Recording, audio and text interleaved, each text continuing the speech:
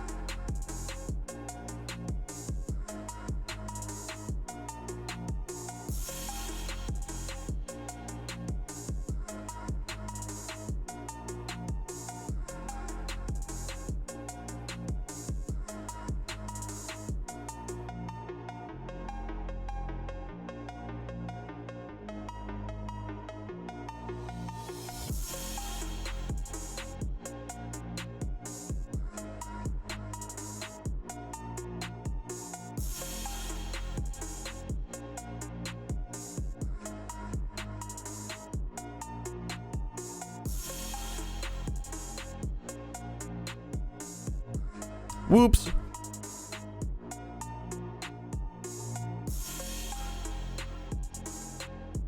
Hello, it's me. Wait, the music's slowing down. Wait a minute.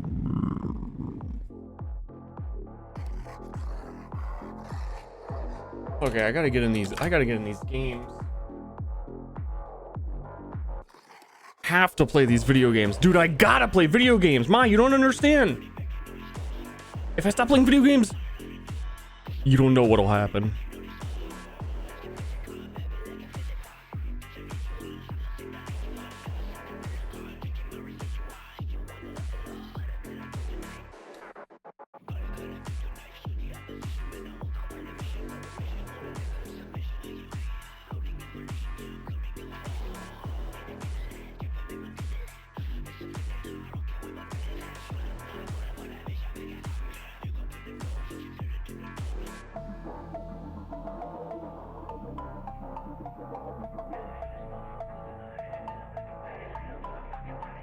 Man, today is the one day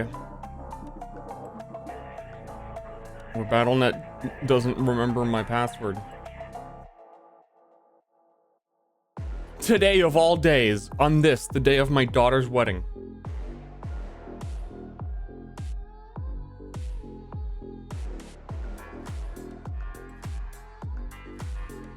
Banned? That would be exciting.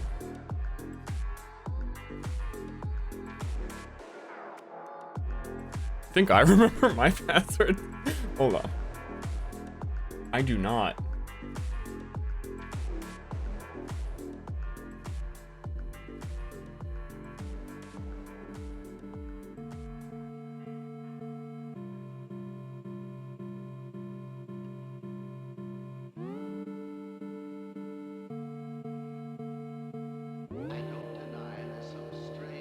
wish someone would just, you know, But mankind won't be destroyed.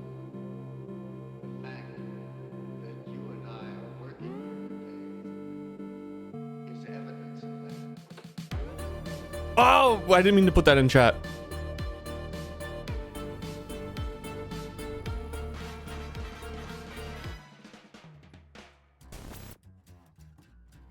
We're doing God's work. We're doing God's work. You know what? That's more important than wins. I need to go in a game and bait people into saying slurs. I think it's time to blow this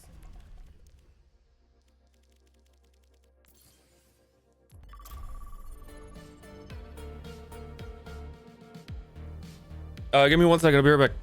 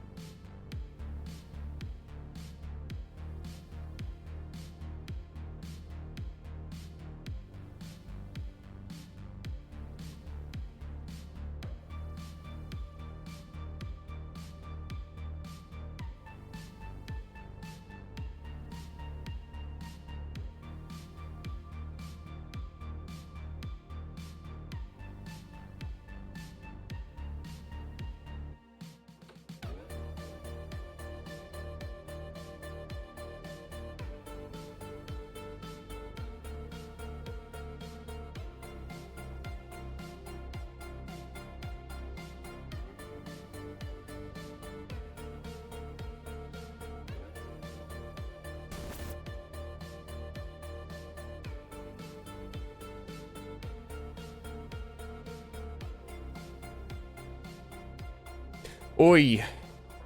My allergies are crazy because it rained here. I woke up at night feeling like a sick boy. I almost threw up, but I didn't. And I just had the too much information biggest dookie of my life. How's it going? How you guys doing? I carry my burdens alone. Am I 10 pounds lighter? I lost 40 pounds in the bathroom just now. Play game for gift. How the Alari doing?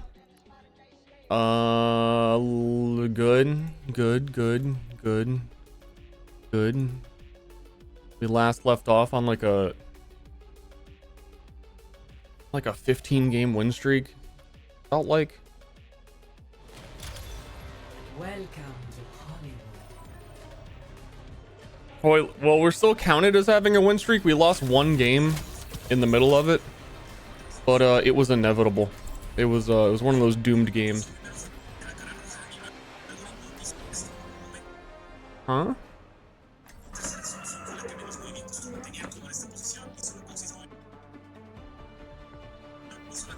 Yo, we get the news for free? I carry my burdens alone.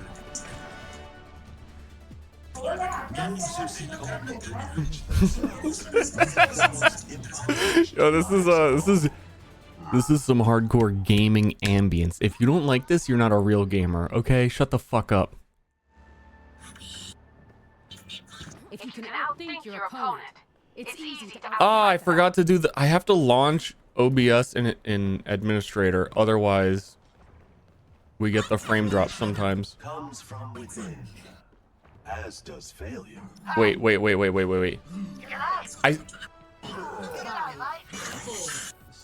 I swear I heard a diva over his mic, but we have no diva on the team. Defend objective. Okay, I muted it. killing pile on the point. Okay, do I remember how to play the video game? One day has gone by.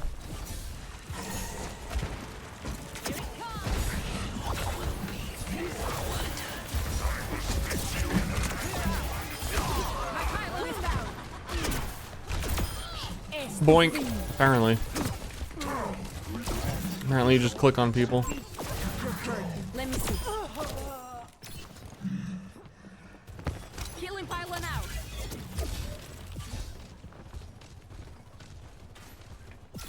Stay near my pylon. Oh, that's too low. That's too low. We don't like that. Working on your injuries. Keep close. Yeah, we heard. Did we hear the diva on the other team through his mic? No. Pylon destroyed. I think she dynamited it, and then it burns. I've been to enough funerals. Positioning healing pylon.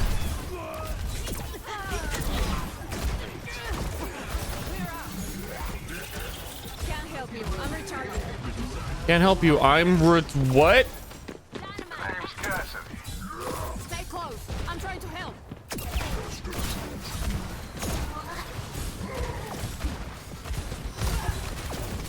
Not so fast. Can't help. I really need to help. Show me your wounds. It's no time. Move your head down. Face the sunrise. Disrupted. Oh, okay. Please damage those people. They'll all explode. I'll walk a different path this time. They give out some amazing call-outs? Stay near my I pylon. don't think that's gonna happen. When you said check back in on Jonathan, I thought you were talking about the PoE2 stream. Objective I lost. was like, oh yeah. They broke my We'll check in on him. Jonathan has some stuff to announce real soon, but he has to get a game of Overwatch in.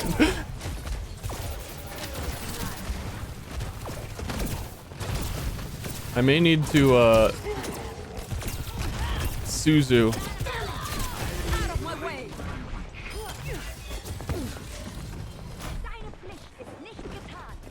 Healing pylon out. Disrupting.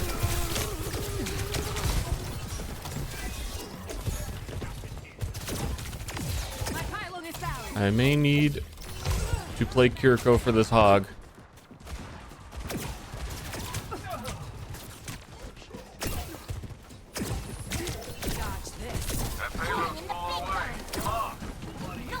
I think we're about to instantly lose this fight because how split we were and the not having hog.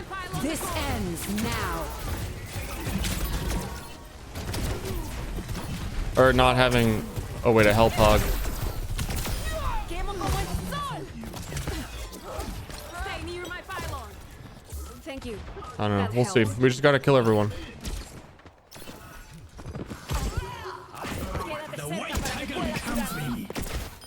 Big.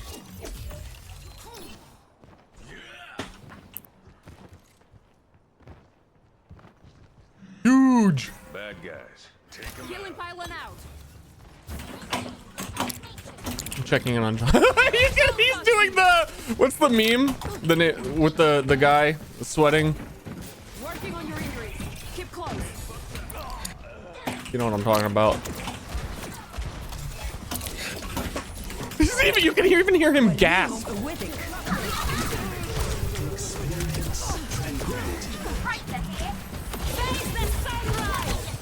Oh, okay. That makes sense. That adds up.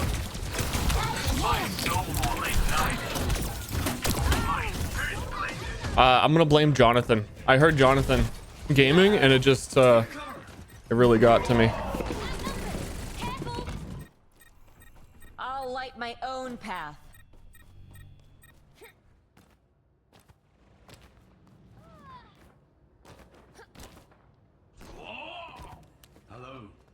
Hello.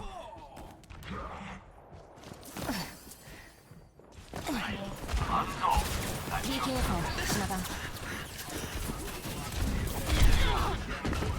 Your prayers are answered. Do something! I think this is over. Just needed a dash of... I think this is over. Alright, well, this point. We've been doing pretty good, honestly. The payload has reached the checkpoint. Can you play? Time to try again.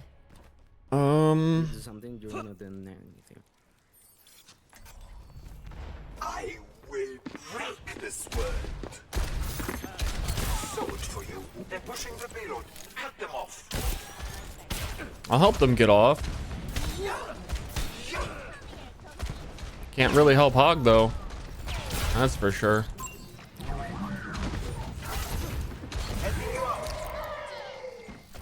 Unfortunate.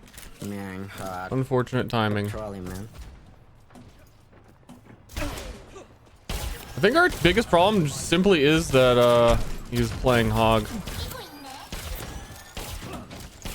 And then also his positioning is awful, but we don't really need to talk about it.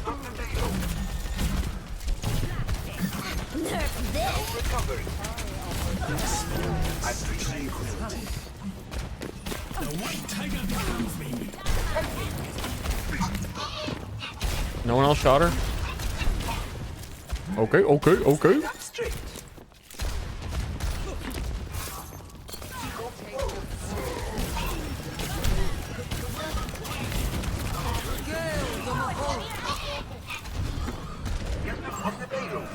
We're dead.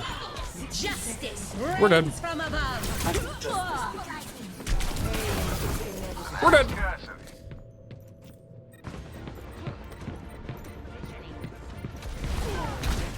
Is approaching its destination. Man, it's a stupid play. 2v5. 3v5. It's the supers and me. Score 0-3. Switching sides. Surrender vote? It didn't go bad. Prepare to attack. I think we could do it. Select your hero. But certainly not if they shoot our tank.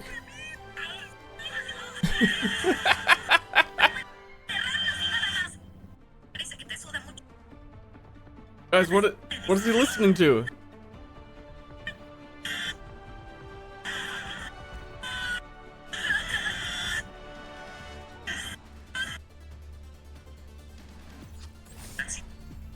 Another day, another battlefield. Ooh! Tank 2! Ha! We're in for a smooth ride, right? Right?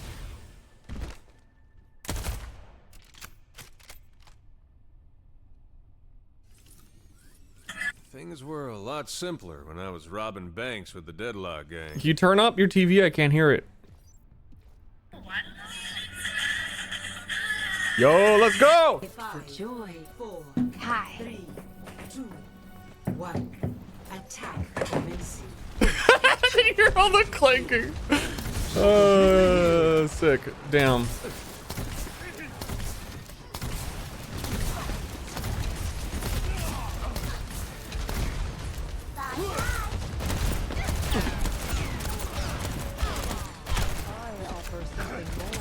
Stay alive for me. You're going to be fine.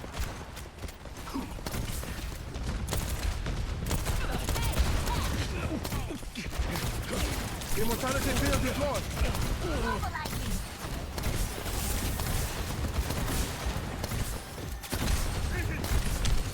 I'm Doomfist only healing. Feeling better?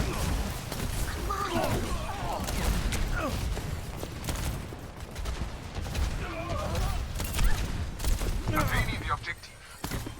You have returned for more? How's it going?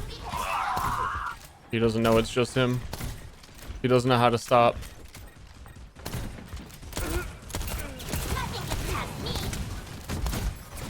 Yeah, this is a loss. Never mind.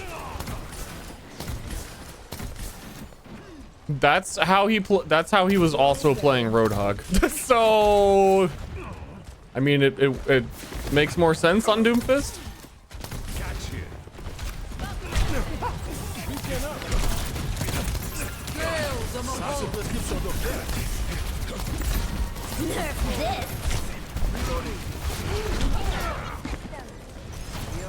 But they are most definitely on the winning team. So yesterday we were on a win streak. What do you think is gonna happen today? That wasn't my best. What's Your What's case the is T? definitely urgent.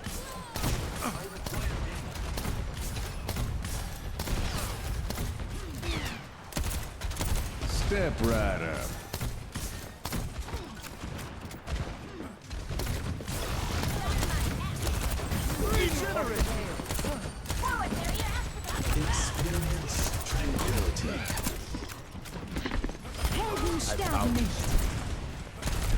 Let them up. Do something!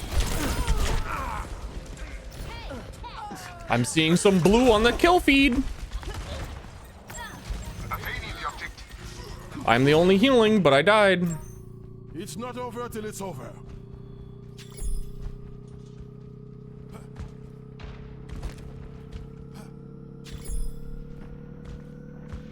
Justice! Oh, he stood still.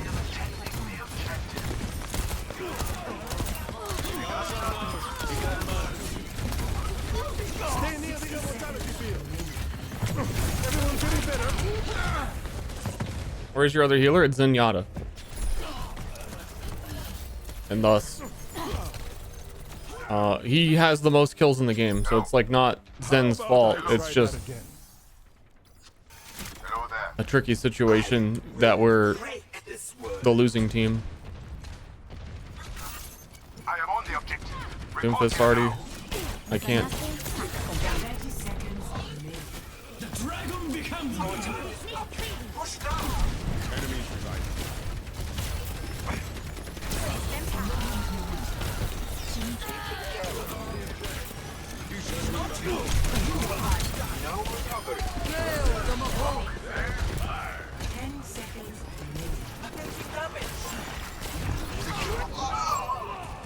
Oh no! Doom was typing?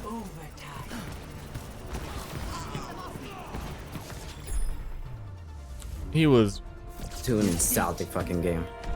very bad.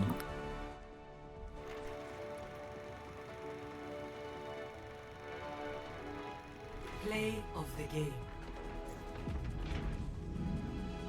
So how much time do I actually have? I should have like an hour. Yeah. Almost to the minute. An hour and 45 seconds. Minus 19. No! My perfect record. We got to play with Jonathan. That was pretty exciting. Honestly, I should avoid Jonathan too. You could avoid everyone. Yeah,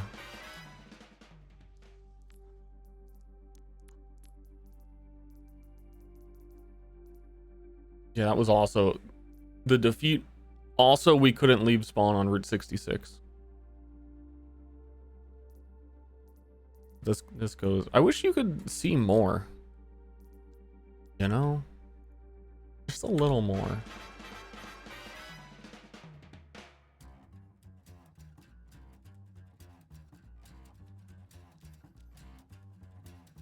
Hey there, Space Cowboy. You better saddle up your pony and do gun guy stuff in space. slow this scene.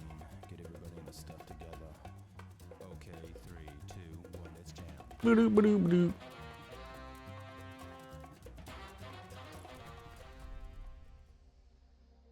Write down their match history on a piece of paper. I did that one time early Overwatch. When the game was very new, like season 2 maybe, because I was trying to track how much win and loss you actually got when it was like you were rank 4,317 and now you are 4,320, because there wasn't very clear information of how much you went up or down. I was trying to figure out like what the numbers meant, Mason.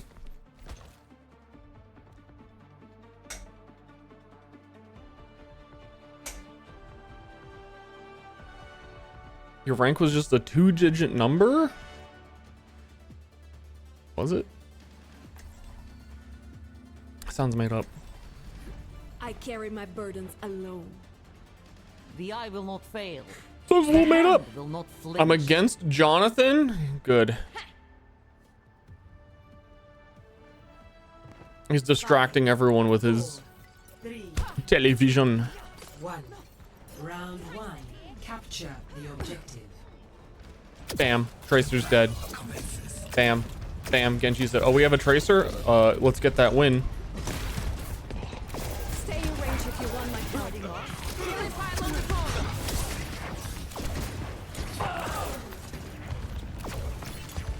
Stay near my pylon.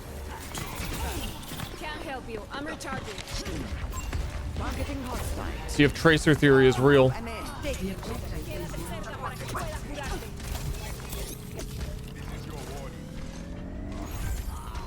Positioning healing pylon. Okay, easy victory.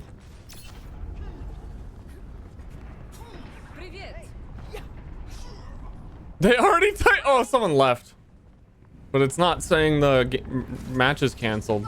I didn't even see in chat that they left. Show me your wounds. They just... What's going on? Oh, he came back. Rough. Healing pylon out.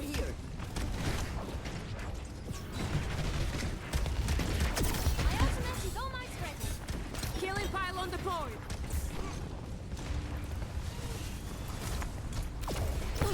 Help me.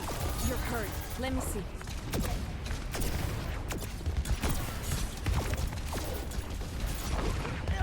Stay near my pylon. The best to ever do it. Man, I can't heal anyone on Alari right now. Everyone is always like 1 foot too far.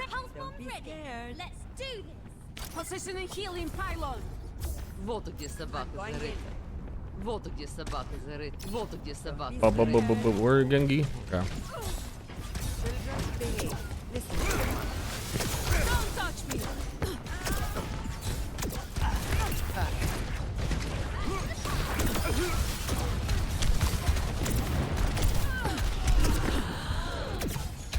No! If I went to point or Tracer shot her, if I went to point, I would have got healing from my pylon. I would have got her. How many it takes 3 body shots for me to kill someone. Yeah, it's tricky. When she's over your head. First round. Okay. 1. Stay away. The dragon becomes me. Face the sunrise. Damn, they got the Jonathan debuff. No kills on that guy. 0. Actually, he's doing the best on this team.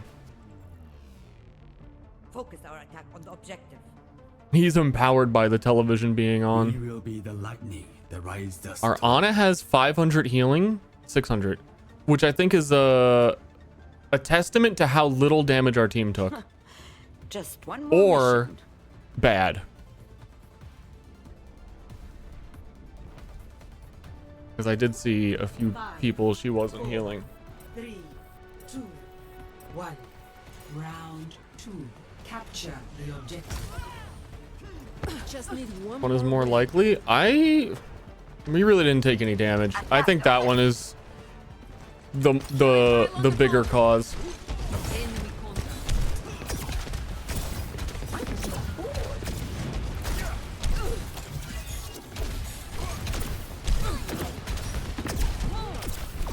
Fixing that. Don't fuss. The objective is now. Stay near my pylon. I'm not here to play around. You win that, Genji. You're Genji.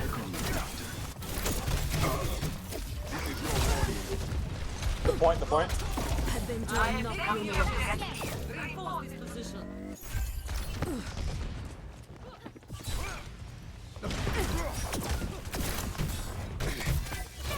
Sometimes I'm really surprised how the pylon will hit someone like in a doorway because of how much it pokes out.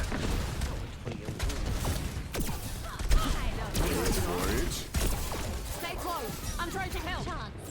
Over there. Healing pylon out. I need healing. Thank you.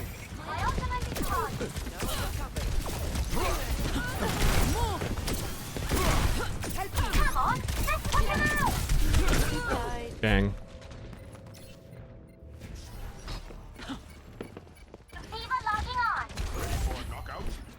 Every once in a while, their Doomfist punches one person, usually Ana, and then we die. But also, our tank got antied, and yeah. Positioning healing pylon. Wipe them out. Quédate cerca para que pueda curarte.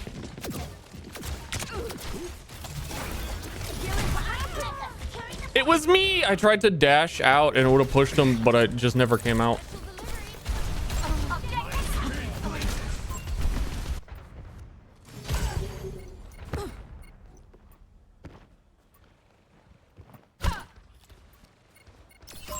Enemy spotted. Healing pylon out. Look at me go!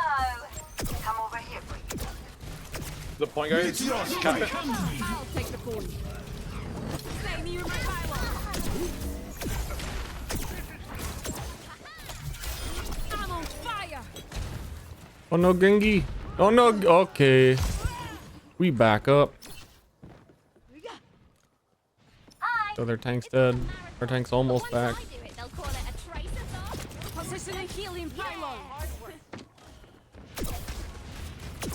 Enemy here.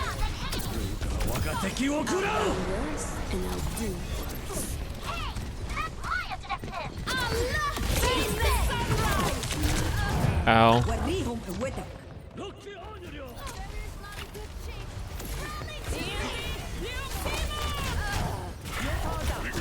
It doesn't look like that should have killed me. Like more than half health and one storm arrow hit me.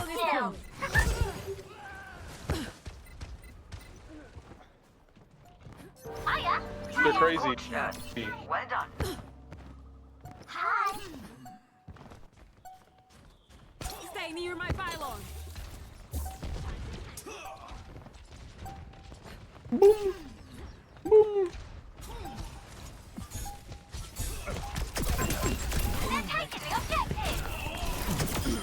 That's how it's done. Justice reigns from above. Healing pylon out. Targeting hostile. Look at me go! Cool. Eyes on a target. I was almost concerned that I saw no one else shoot Farah. Victory. Yeah, a couple team diff games just have to. If Farah was literally me. Play of the game. I don't know that I would be the first person to ult directly above the point while there's a diva on the enemy team. Nerf this.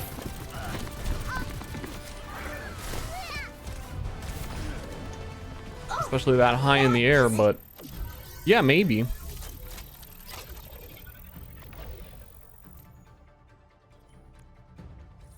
Are we winning? Good question. Good question.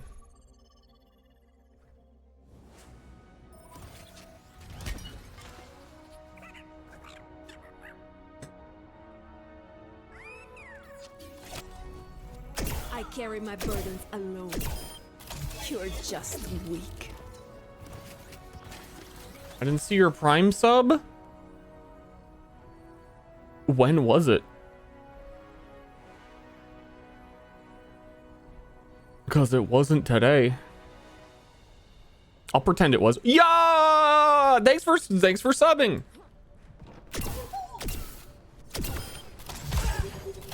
Oh, I just did. It's not in my list. Quick person, my fan, Ugly Barnacle, thanks for subbing. And Aramittal draws a revolver and shoots me.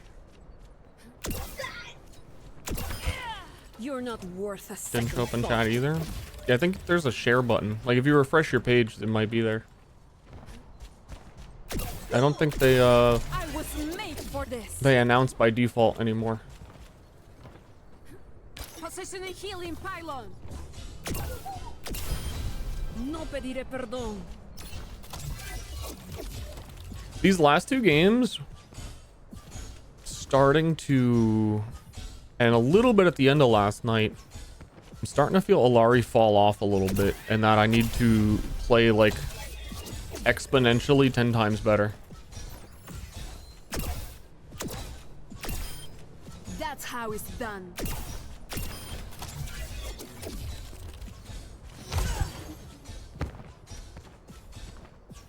HP do bots have? 200. They still only have 200.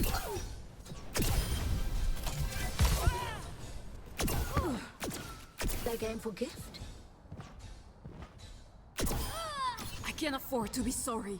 Play game or gift.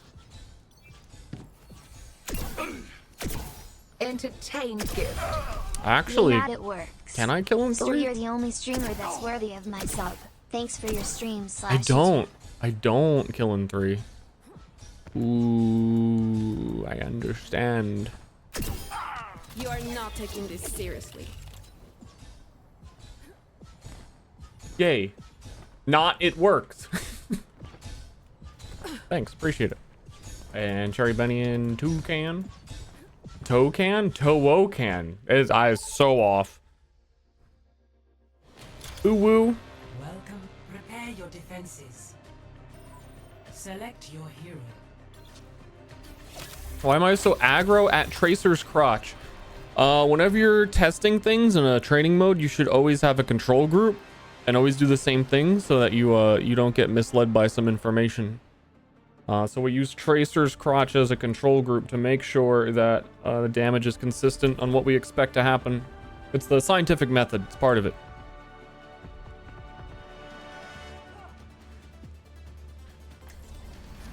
I carry my burdens alone. Was up last night? Thinking about who we used to be. Yeah, you gotta hit the griddle. Not the gritty, you gotta hit the griddle. We did have some of those.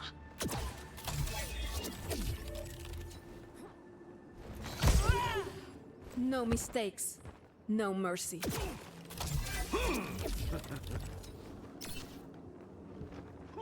Killing pylon deployed.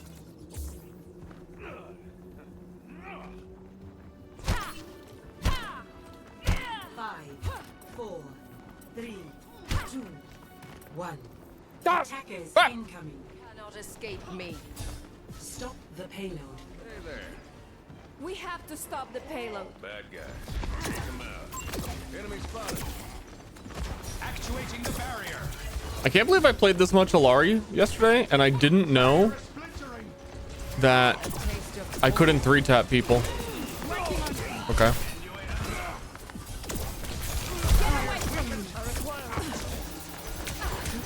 So dead. Killing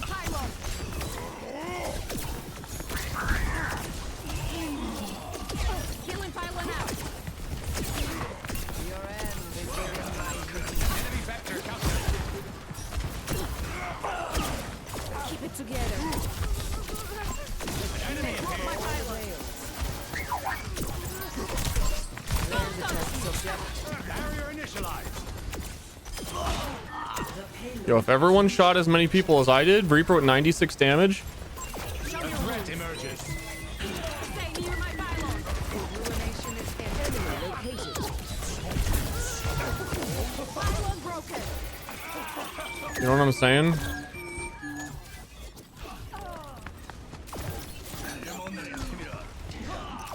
Stay in range if you want my help. An enemy appears. Oh, I don't know if holding this low ground is Position and healing the method. Barrier is nearly spent. Yo, let's take the high ground. The barrier appears.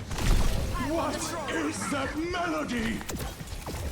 I see a hostile. Surrender to my will. Stay close. I'm trying to help. A threat emerges. Bastion didn't even look at him after he fucking deflected all of that. Enemy vector calculated. This does not compute. Killing pylon out. Fierce Direlight. ENT, Leoximo! Face the sunrise!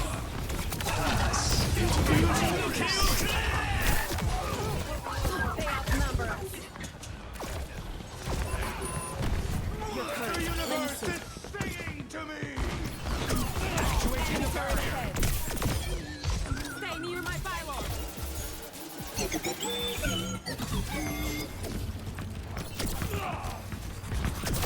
Quemo como el sol! An enemy appears. Barrier is splintering. Double.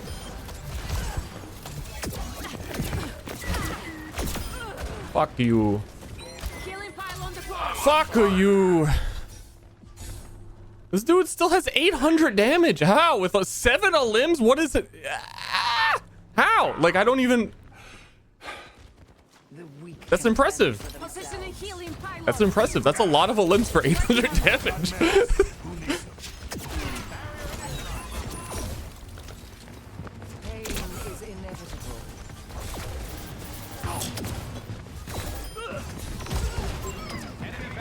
There's a test subject. You underestimated me. You picked the wrong. I'll kill you. It's kind of crazy.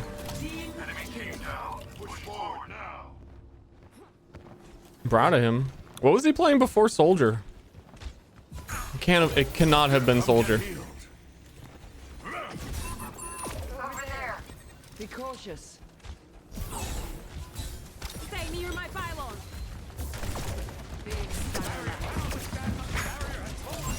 Enemy vector calculated.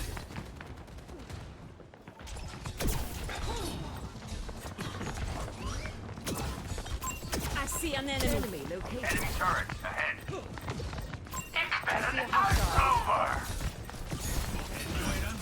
Enemy here. Can't help you. I'm recharging. Cool. Cool. No time for rest. Wipe them out. Time for a graphitic flux. You like Stardew Valley? No, my mom loves Stardew Valley. She's too good at it, and she always says she wants to PvP me in it. And I say, I can't, you're too good.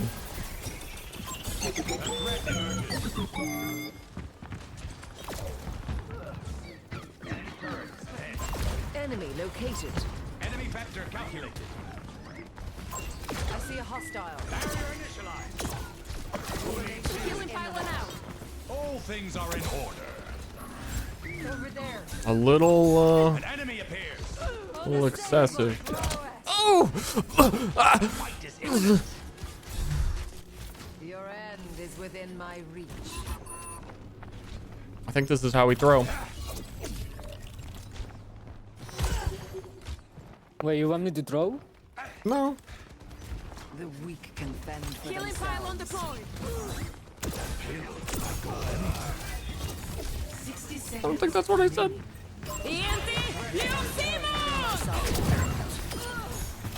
What is that melody? Quédate cerca para que puedas curarte. Agony, Well, that's crazy. I have not seen that. Stay near my pylon. receive my aid. It's quite the play. Stuff it out. 30 seconds remaining. Your end is within my reach. Enemy located. This is how we throw. My will. Queremos como el chido. Pulse munitions delivered. Enemy vector calculated. I guess it's impossible to throw. I guess there's just winning teams and losing teams. Killing pylon out. Face the sunrise. Keep it together. Oh my god, they just nano blade it. How did they not do that sooner? They've been on Genji for how long? 0 to 1. Switching sides.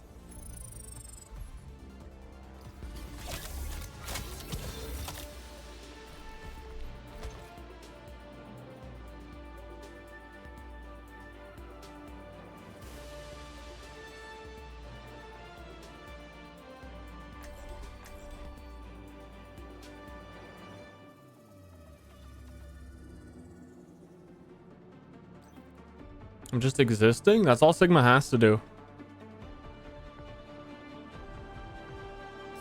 He has 7k damage.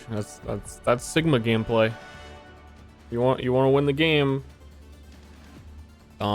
They play Hog into you actually being a tank. I saw their Hog hit like one hook. Oh, they were Zarya for a while. I don't know. That point's really hard to push as well. I carry my Same burdens saccharine alone. tongue. Same empty head. Our infused sparkling waters are very refreshing. I've got 5, a 4 3, wood. 2, 1. Attack commencing. Escort the payload. Payload's under my control. Let's roll out. Actuating the barrier. Bad guys, heads up. Got like 2 people on the enemy team playing. Killing pylon deployed. The barrier cannot withstand my barrier unsuccessful.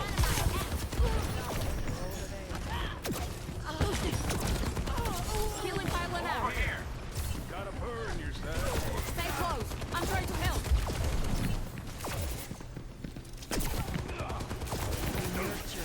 How you?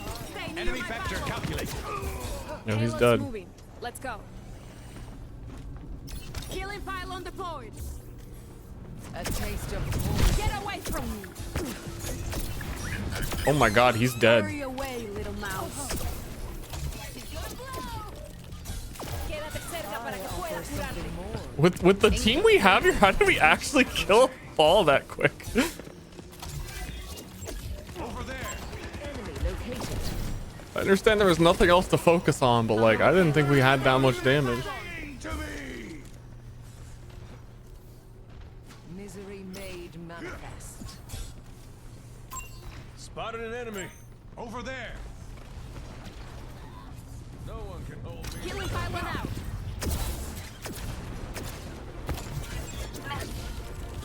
I'm killing you. The payload is approaching its destination. I saved my buddy.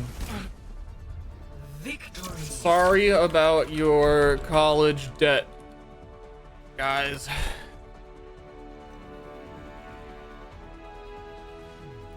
Play of the game.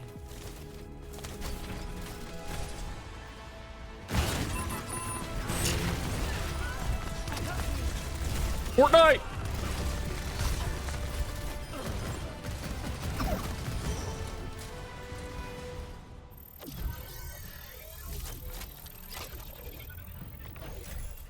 Win tweak.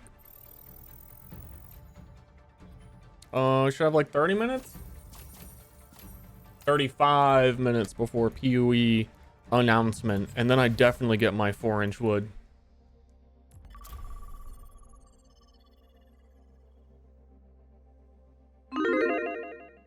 You might be like 4. Streamer 4? It scales. Scales for late game. Gift, because entertaining. Can you get the famed Ster on here for the post segment? Star Frog on head. Prepare for battle. Hope the announcement doesn't suck. I don't see how it could. They're either gonna do PoE, show the item system, or show endgame for the first time. Oh, I know they're at least showing Ranger. I imagine they're showing something good because they're showing it PAX East as well. And like I was saying yesterday, Path of Exile 1 dev team, they didn't have a dev team until last expansion. And last expansion was one of the best ones in a long time. So now that they actually have developers, that's pretty cool. Love that. That hurt.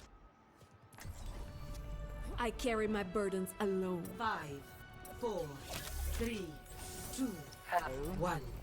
Another day, another battle. I want to try bats on this first point. I've never done it. Because I should be able to jump up to those high walls Keep our questionable choices to a minimum. and just go. Alright, you can jump that high. Flashpoint unlocks in 10 seconds. A shot of health. Enemy here. Watch out! Flashpoint unlocked. Minutes on the objective. Just saying. Tracer and Zen bleeding. We are playing in such weird positions, though. Let's get you all.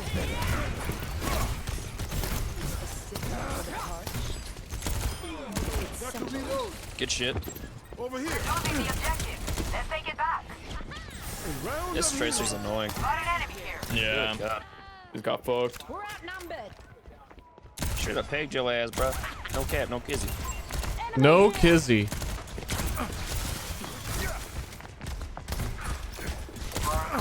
Someone has to keep you alive.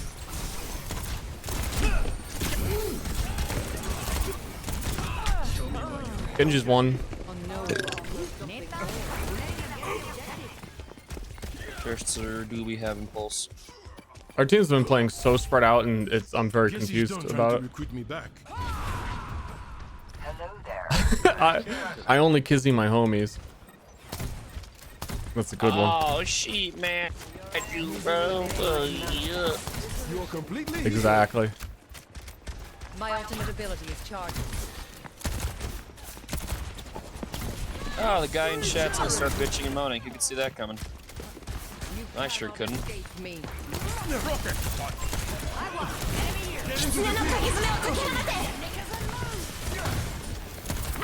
Kirko, no, here with the cure.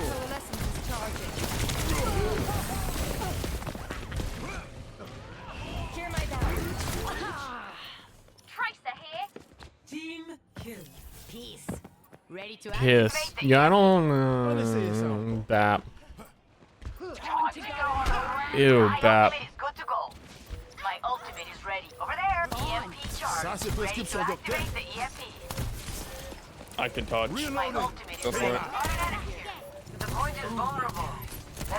Surrender. EMP activated. Let's take him to the wasteland. God damn it.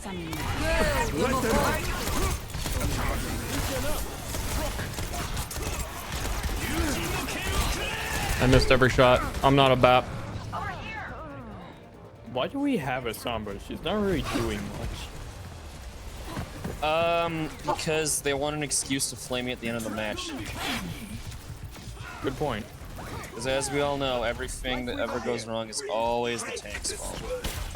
Every documented genocide in the last 500 years, tank's fault. Fucking Sombra's parents doing divorce, fine. tank's fault. Your fucking dad beats your mom a bit too much, tank's fault. You know what I'm saying? It's always the tank's fault. So they're making fucking stupid choices, like going on their own on purpose. So they have an Even excuse to better, flame the me. fact that they're not in this chat. Yep, exactly. So they have another excuse to flame me at the end. It's quite a bit of bias here. Quite a bit. Tango inside. Disrupting. Enemy here.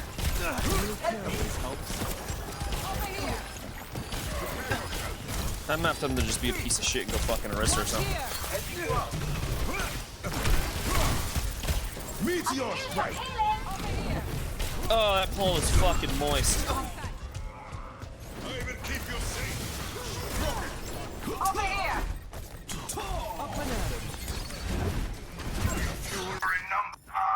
This DPS pass needs to be removed from the fucking game. I don't care what anyone says. It's so fucking stupid. Come here. Holy Nah, shit. it is dumb. I think they should have dropped it down to. I like it. They should have dropped They should it just down give to it to fucking tanks so tanks can do their goddamn job. That too, but like 10% is a good percent. It should not have been only dropped by 5. Or better yet, have it not affect like self-healing. Not self-healing, but like lifesteal shit. So, you know, Queen isn't fucking dicked on if she gets hit once by Tracer at like 5 You're hired. feet, you know?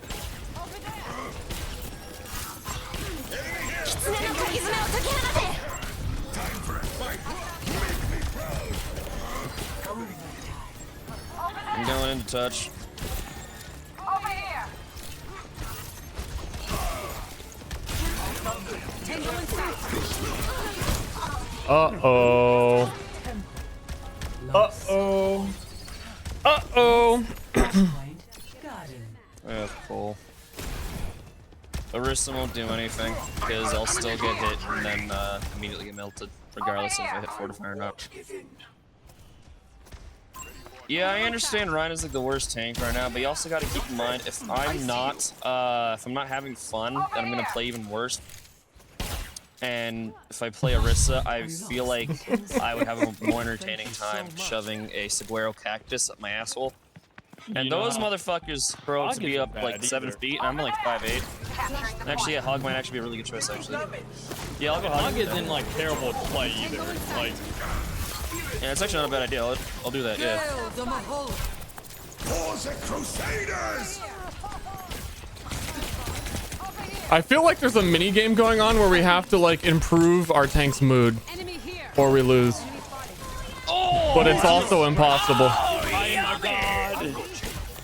Oh, that was creamy as fuck. I don't give a fuck what anyone says. God damn. yeah, I even saw you. Go be That was good as shit.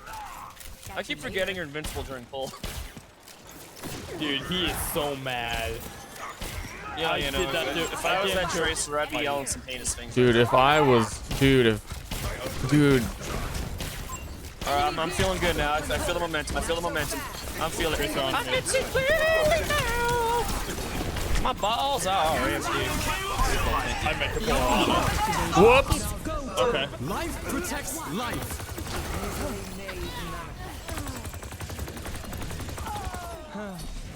Lifeweaver looks like not Lifeweaver to me.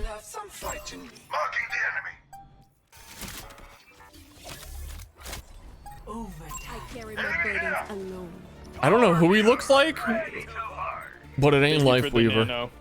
Even though he's got his gigantic, I'm clearly Lifeweaver.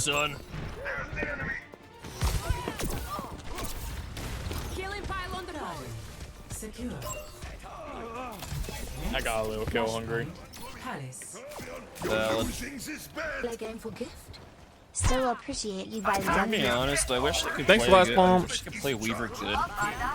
But like I keep subconsciously thinking that Oh, his, that's Sombra. I shouldn't. the shots from his gun are gonna blow up because it feels like the Needler from Halo, but they don't. You know?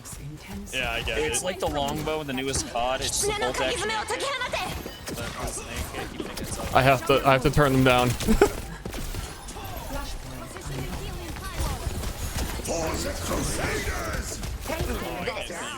My go. That's fine. I wanted to swap. So it was an intentional bad choice. Stay in range if you want my help. I was made for this. My ultimate is just skip goals and fall Galari's gun. Do you know? Killing pile on the phone.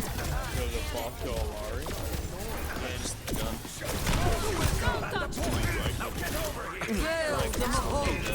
Meteor strike! EMP activated. I don't know what they're asking. I can't hear them anymore. Life protects life. That was very funny, if I'm being honest with you. Yeah, I didn't have pull. I was second off. Oh shit! I wasn't even aimed at You me. have tree. Yo, we never had the point. We got to the point first. Hey, it's Kiriko. I'm trying to help. Setting out the welcome mat! Face the sunrise. Hear my bell. Okay.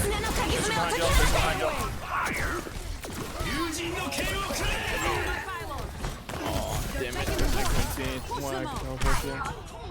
Okay. Yeah, Kiriko existed. Yeah, Punch still doesn't hurt people that you hit straight in the dick. It's okay. We didn't have a second DPS. You just kept on going, Sombra. I want to say things, but I also don't want to. Every game today has been like team diffs. Wasn't even when they started blaming Sombra had like double the kills, double the damage of the Tracer we had. Tank's fault. Yeah, I should have said Tank's fault. Fuck. I should have confirmed his negative bias and ruined his whole life. That would add like +1 year onto his life before he could, you know, address that issue within himself. It's like, oh wow, well, you still blame the tank.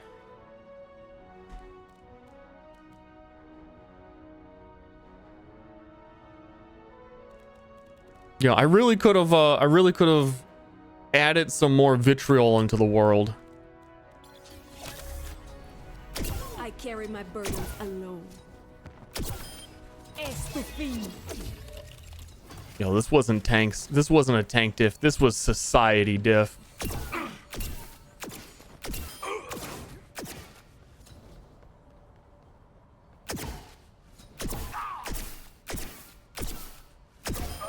I'm not here to play around. Might have time for one more game. 22 minutes. Ah.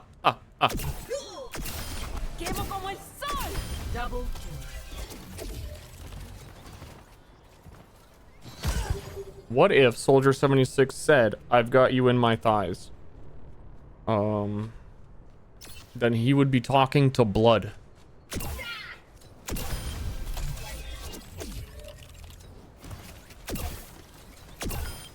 Soy más hábil de lo que crees.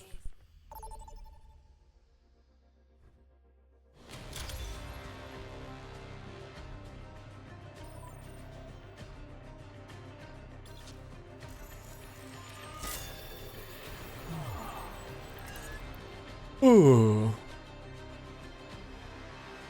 Let's do something freaking crazy this game. Let's really pull out something you wouldn't expect. I'm gonna play a Lari. I carry my burdens alone. What's the most crazy thing you've seen as a doctor? Who was the last new hero? One pilot who was lost in time. Oh, right. That was an adventure. Sorry about that. Don't be. Magu. 5, 4, Okay. 3, 2, 1. Round 1. Capture the objective. Positioning healing pylon. Quick and quiet. Let's get it done. Enemy coming on board. Healing pylon out. I feel stronger. Bye. Okay, I was gonna heal him. But. Oh, he's asking for healing. Cute. I'm killing you. I'm taking your death. Watch out. Enemy here. Over The here. objective is mine. Stay near my pylon. Healing's been collected. Thank you. You. Healing pylon deployed. I could use some assistance. Prove it.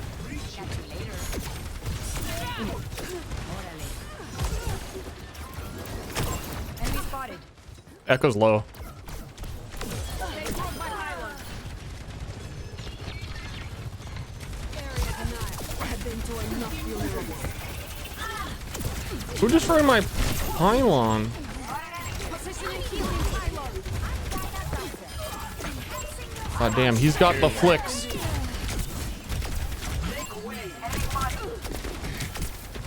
But not the actual accuracy. Stay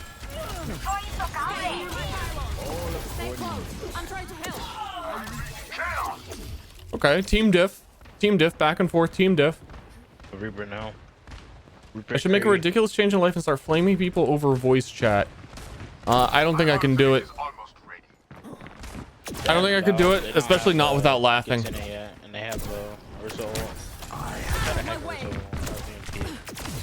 Reaper right sub, I'm so. Enemy here. Helden sterben nicht.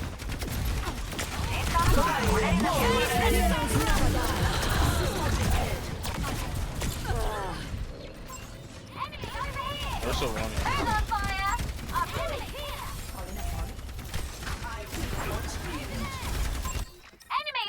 I'll walk a different path this time. What rank is this? We're getting close to diamond. Healing pylon deployed. Enemy over here. Over here. I am on the objective. Over here. Positioning healing pylon. Enemy over here. I should have just let him die.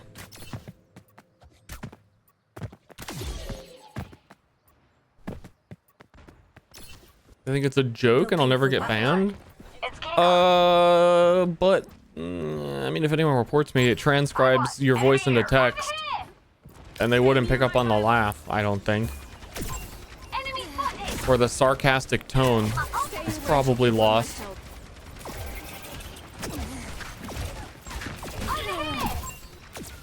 Mercy's one, Mercy's one. Look, Mercy, she's one. We're outnumbered. My pylon is down. Stop My bad, pushing couldn't yourself finish. apart. I'm recharging. Don't be reckless. Let's regroup. You're in alone. No one has respawned yet, Doom. Group up with me.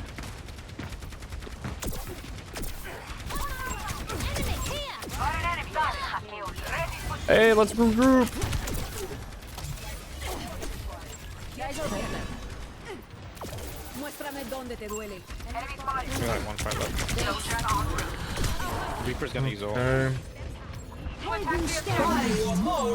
Take team diff.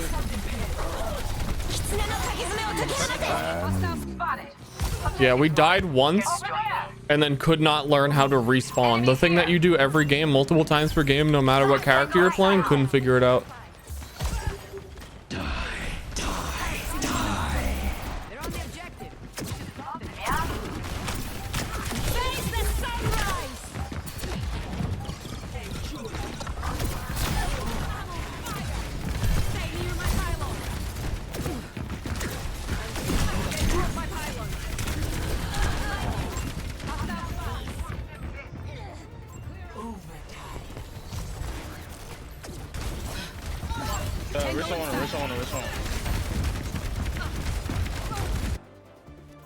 I won't fail again. Best Point. I can protect you. Trash.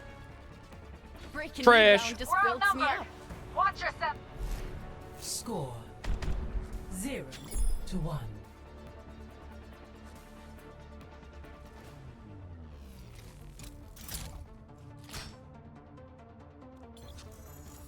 You do too much cardio.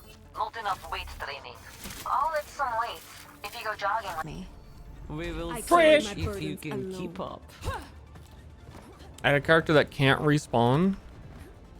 They tested out in quick play, respawning the team all together at the same time, and I don't know why they didn't push that live into competitive. I don't like. Round 2. Maybe because it would make everyone better at the game, without like, I don't know. I don't know. Killing pylon deployed. Enemy here.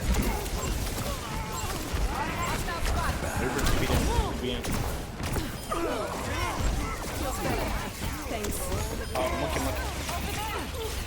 There never is. Back one. I got point. You guys can push. On the objective, what are you doing?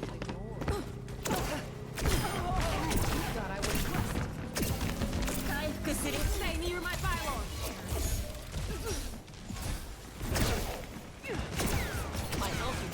Enemy here. Tango inside. Over here. Enemy here. Hostile spotted. Killing pylon out. Tango inside. Para que pueda curarme. Face the sunrise. Made for this. Don't let them take the point.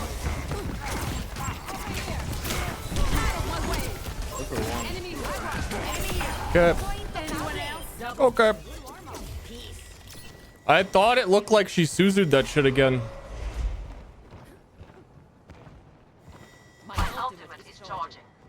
But I guess not. I have Tracer now. Stay near my pylon.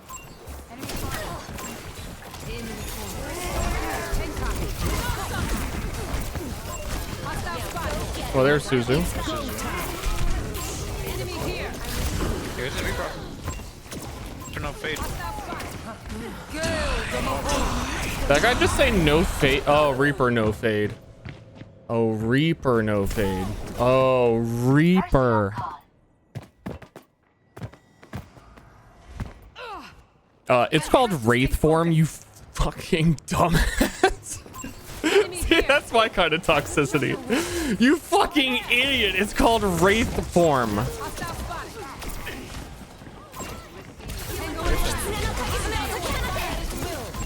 Enemy here. Yeah, he's about to. No matter what, he was gonna go monkey mode. I'm dead. Kind of thinking I go Zen. I'm close to another ult. Maybe we can get another team wipe and win a fight. They won't get the best of me. You call it? This is real strength. I am the queen. Healing pile on the field. Strong here.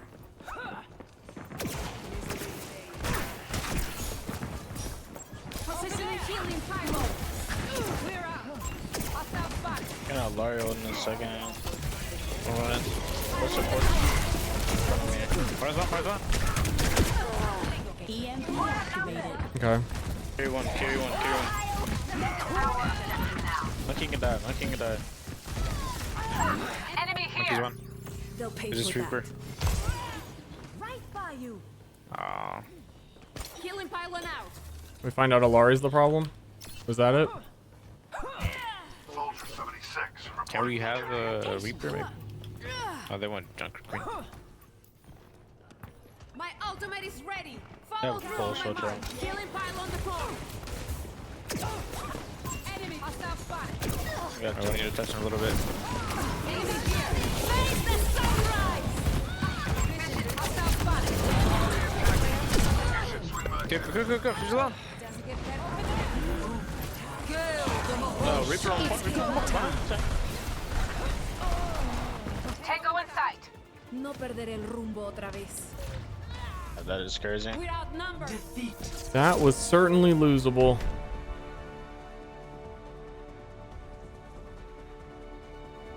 Oh, I gotta pee. How much until PoE? PoE 11 minutes. I don't think that is a guaranteed enough time for a match. I'm gonna go to the bathroom real quick.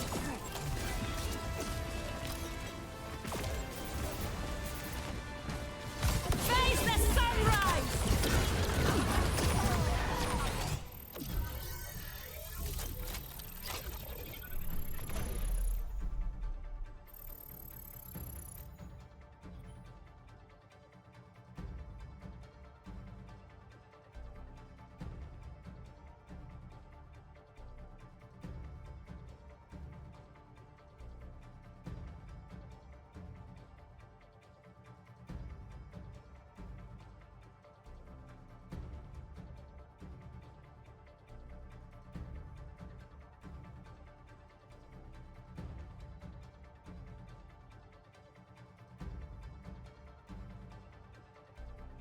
Wait, huh? Volatile my ass. You lost calibration matches after ranking up. Man, every single time I get into calibration matches, it gives me fucking dog shit. We seriously won like 15 games in a row. And then it puts you in these games where it's like, well, we had like a 10-game win streak. We didn't even get plus 26. It's very obnoxious.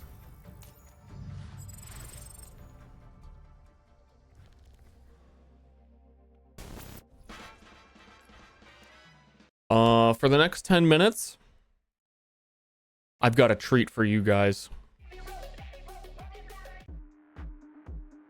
Let's play watermelon balls while we wait for PoE. That's a treat. You owe me for this. You owe me big time.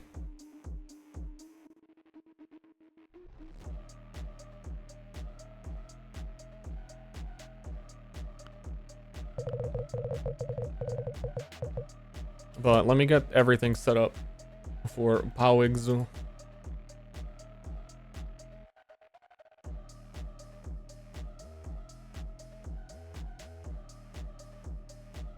One second, I have to take a look at a DM.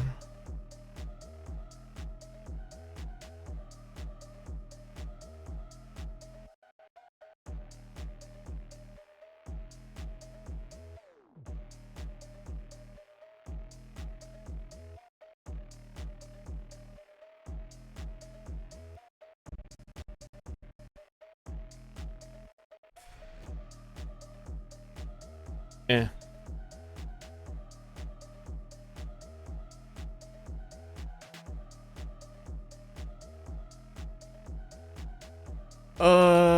Twitch.tv/Path of Exile.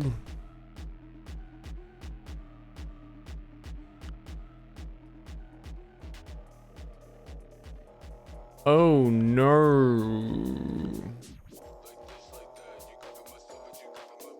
Hold on, I gotta log in to my other account.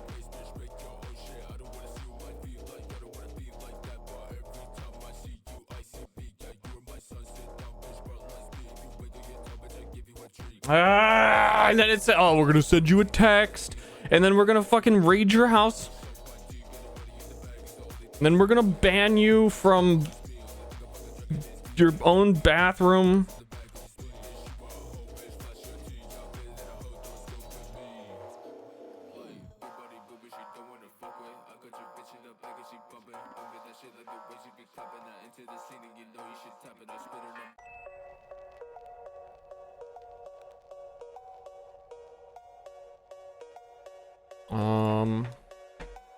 Almost.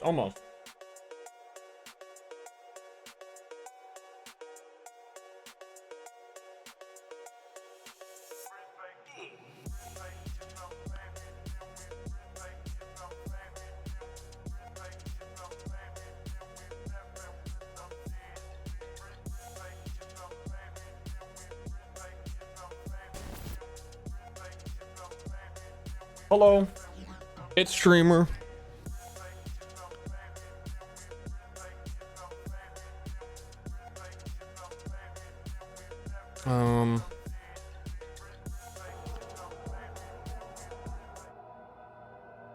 Balls with ominous spooky Halloween music. Happy Halloween, everyone. What's your favorite kind of candy to get in your Halloween grab bag happy sack? What kind of happy sack are you? Oh, now there's no creepy music? You serious?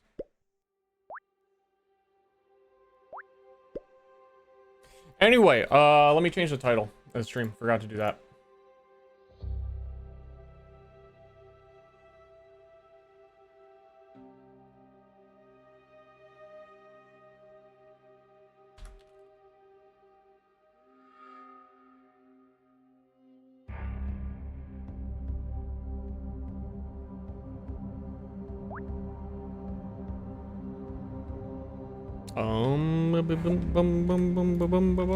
Okay.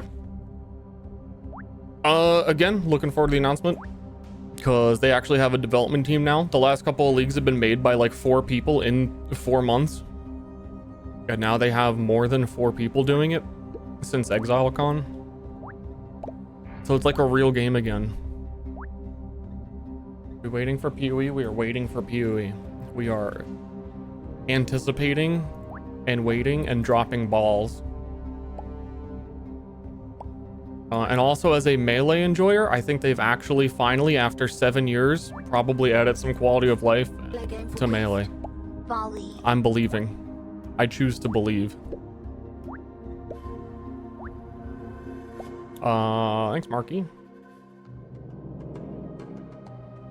Cope?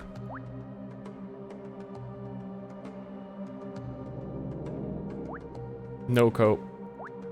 Only evidence-based beliefs. No cope.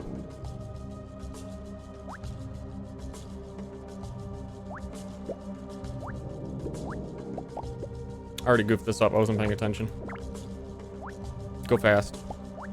We're gonna hit one big ball. We're gonna hit the hugest ball ever.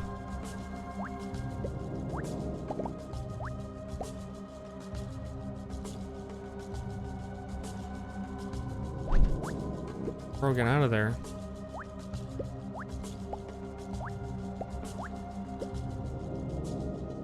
Hit those big. I'm doing it. I'm literally doing it.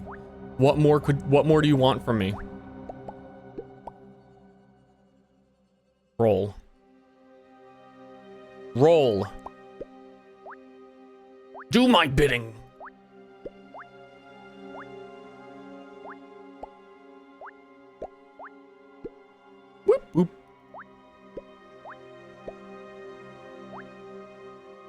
More mouth noises? It's called talking.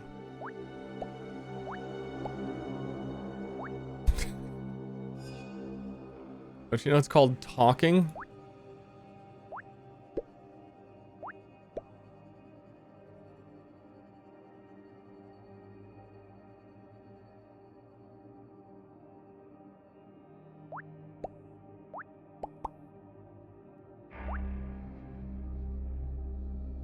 The evidence to you don't even fucking know anything about the game tail. Melee has like one issue, and it's that you have to place totems to do melee. And someone brought that up to them in one of the Path of Exile 2 interviews, and he was like, "Do you? Huh? Well, that's weird. Well, I don't know why we did it that way." And everyone was like, "Yeah. We don't know why you did it that way either." Though they had tried to change it in a previous patch, so like the people working on PoE 1 know. It's just never been a priority. So this league has had a lot of emphasis so far. They've done like a video a day for like what feels like 2 weeks now of every single time I would finish streaming. They'd be like, "Oh, here's the new quality of life. Like, here's the change we're making to make the game better." That they normally would not be doing.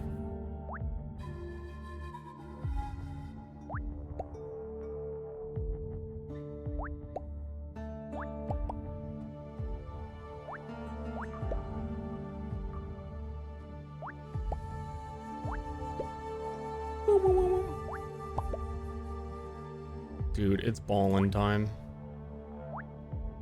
Get real.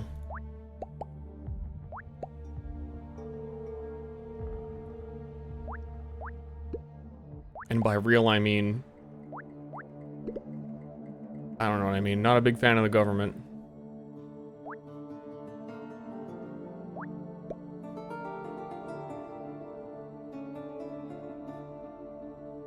Ster suck a week?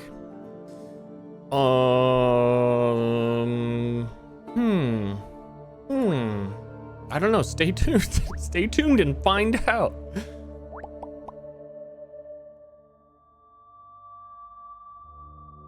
Could be any day now. It's right around the corner. Coming soon. This is a little bit janky. Yeah, this is awful.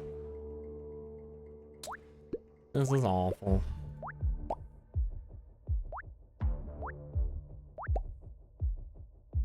This is very bad.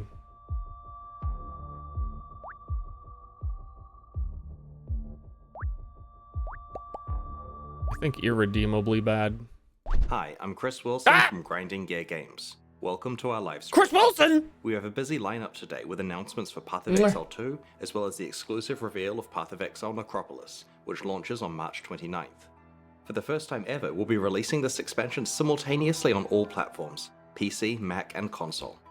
Twitch drops are enabled on today's live stream, so make sure you follow the instructions below in order to claim your suffering back attachment. Today's stream will start with Path of Exile 2, where Jonathan will show you our latest announcements. Mark will then take you on a deep dive into the new Path of Exile Necropolis Challenge League, which launches in 1 week. He'll cover the league mechanics, its deep campaign improvements, in-game changes, some improvements to the core Path of Exile campaign, and finally some quality of life features. That sounds made up. We'll then show you our new supporter packs, and we'll head into a live Q&A session where Ziggy D will ask us your questions from Twitch chat. After the live stream, we'll drop the full patch notes. Hey guys, it's time to chat about PoE 2 again. Howdy, it's only been y'all. a few months since we talked about the Mercenary, and yet even since then, a huge amount has changed. When we announced the Mercenary, Path of Exile 2 coming out never. It's had a release date for a year. Why does my chat hate everything with no evidence? Deal in that class, but there are a lot of other more subtle things going on to make it feel good too. Well, in recent times, we've only been showing off new character classes, but one thing I've been really excited about is to go back and apply all the new ideas and capabilities that we have to our old classes too. Liberals, fucking liberals. Like what you see.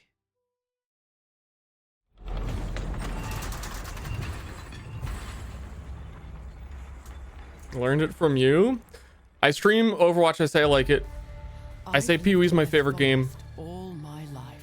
Where exactly are you learning it? One thing I've learned.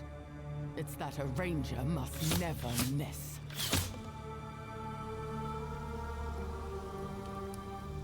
A beast will hunt you, but it is the cruelty of man I fear.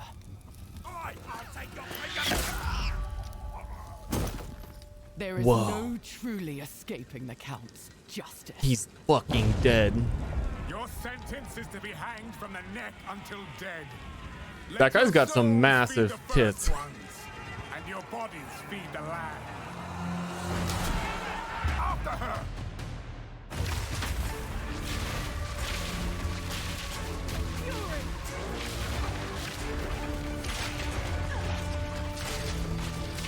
Honkable?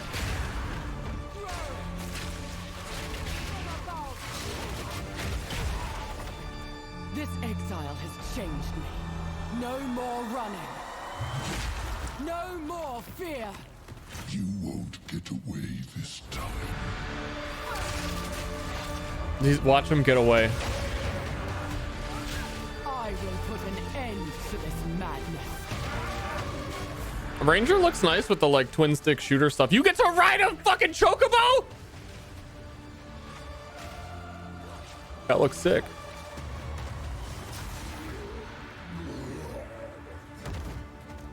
Let this be a warning, Gianor. I'm coming for you next.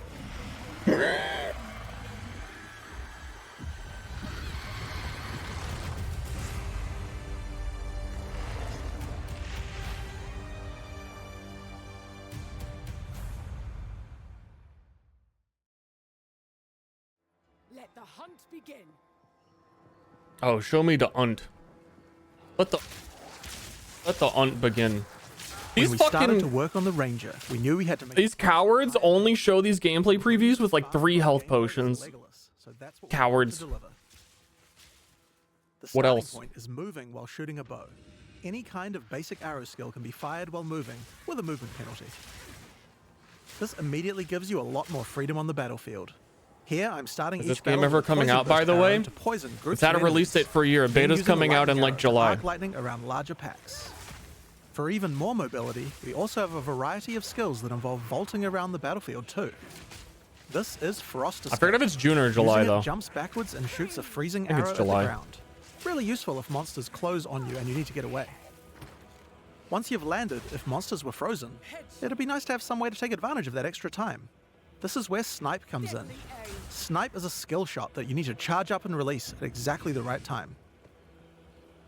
If you land the right timing, Snipe is guaranteed to produce a critical strike, and does a small AoE as well, so it's a great finisher. You can also move while shooting arrow rain skills too. This skill is Lightning Rod. It shoots an arrow into the air that sticks into the ground, and does a small AoE. Once the rods are in the ground though, they attract any arcs of lightning that are nearby, causing them Oh to my explode. goodness, here's the real reveal. They're showing you deal damage to enemies. Lightning rods on the ground and bounce lightning between them, doing way more damage. Now this takes care of packs pretty well, but for bigger enemies I'd like to have something that's going to enhance my damage output too. This skill is Stormcaller Arrow. Using it sticks an arrow into an enemy. After a short period of time, a lightning bolt comes from the sky and strikes them. Get on the chocobo. This has a high chance to shock them, and shocked enemies take 30% more damage from all sources. If something big walks along, it's a good idea to throw one of these at them first to enhance your damage before following up with the other combo. Now if I really want to enhance this combo, there are a couple of things I could do using our support gem system. Skills in Path of Exile are granted by items called skill gems. Each skill gem has coloured sockets in it, and these I sockets wanted are to for pause. other items called support gems. I was wondering Support how much gems worse they modify your made multiple skills, projectiles. It and was that's a where a huge amount of 66% less customization of your character is comes from. massively First, I'm gonna worse take this multiple than PoE projectile 1. support PoE 1 is like minus Put it 15%, to my lightning arrow, and it would fire multiple arrows. This would increase the number of targets I can hit. which but makes that sense isn't the effect with all that the I'm changes they talked about trying to make AoE actually deal less damage. Because in PoE 1, you can scale to hit the whole screen and you still do the same damage on a lot of skills as if it were like single target. Before I can use it with my lightning arrow combo. Tried an ARPG with WSD movement yet? I might also add faster Victor Vran had projectiles it to make the lightning rods land 12 faster years too. ago. It's good. I don't know why people Now, keep next up, acting I'm like gonna it's new. grab this chain support gem. Chaining causes many effects to repeat on new targets when you hit them. If I add it to my lightning arrow, it will cause the arcs that come out of lightning arrow to strike even more targets, rippling along my line of lightning rods for huge amounts of damage. WSD movement feel better? Yeah, 100%. It's way easier to dodge stuff. You can click and do things while you're walking. You can manage your inventory while you're walking. Now, I think we can use support gems to improve storm. It's just easier to like react left, like just press left and dodge rather than move your mouse from all the way over here to all the way over here and click to move in a new direction. Next up, we have a support called shock proliferation. This support makes it so that any enemies shocked by the skill will also have the shock jump to nearby enemies, meaning they'll take the extra damage as well. They've said that since they added WASD, pretty much every dev in their studio like switched over to it, and he was surprised. I'm not surprised. It feels so much better. Another useful empowering skill is Barrage. Barrage is one of the rare cooldown skills in PoE 2. It enhances whatever your next attack is to fire 3 times. With what we have here, I think it might be a good idea to use it with Lightning Arrow. It'll generate 3 times as many lightning explosions. You could also use it at just the right moment with Snipe, or any number of other skills depending on what effect you need more of right now. It's very versatile and can be used in a range of situations. Now, even as mobile as the Ranger WASD in PoE 1? No. Ancient PoE 1, all the gamers said, why would you want that? Accessibility is for losers. This game is supposed to be hardcore. This is how the game's meant to be played. And then it was one of like the most requested features, but the elitist community was gatekeeping it, and then the developers were like, okay, well, I guess we don't need to work on that. It has controller support though, which is kind of close enough, but it's not fully integrated in the same way it is now. Oh, so they're gonna 100% introduce, they're gonna announce today that it's like a console crossplay for sure. Neural Overload will make it easier to electrocute enemies. If the skill it's attached to puts them over 50% of their electrocute bar, it will trigger instantly.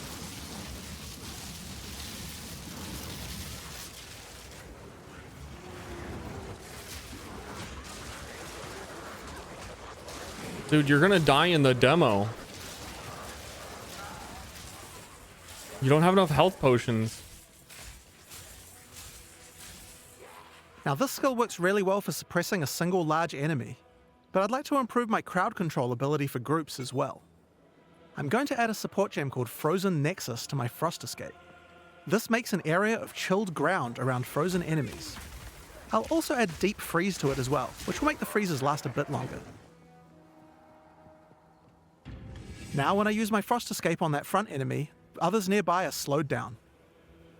It would also be good if I had a way to slow enemies down when they're farther away. It's neat to see him auto-turning to where the mouse is. I guess that's how they're doing it on mouse. To start with, let's have a look at Vine Arrow. As he goes from inventory to inventory. This skill fires an arrow into the air that creates a small plant where it lands. The plant sends out tendrils to nearby enemies, slowing them down and poisoning them. But it does have another function too. If the plant gets further poison, it transfers that poison to the monsters it's attached to. Normally you would only be able to get 1 stack of poison on a monster at a time, but you can put as much poison as you want on this plant. You could just use the plant to slow monsters down and not worry about the poison part. But if you want to go all in on poison, this is the way to do it. Now if you do want to focus on poisons more, another useful skill is Poison Bloom Arrow. This skill creates these plant pustules on the ground. If you wait a little while, they'll explode.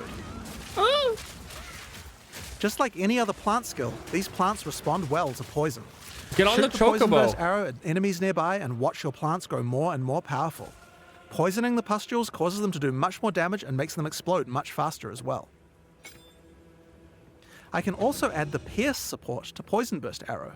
Doing this will mean I get multiple poison bursts as it goes through each monster.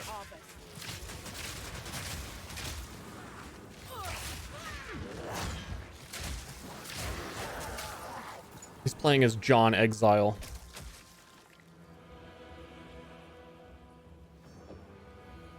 We also have another skill to make a nice environment for your plants to grow. Gas Cloud Arrow. This skill shoots the ground and creates a cloud of gas that continuously poisons things inside it. Throw your plants down, then put a gas cloud on top. The constant poisoning will make them grow. Relatable.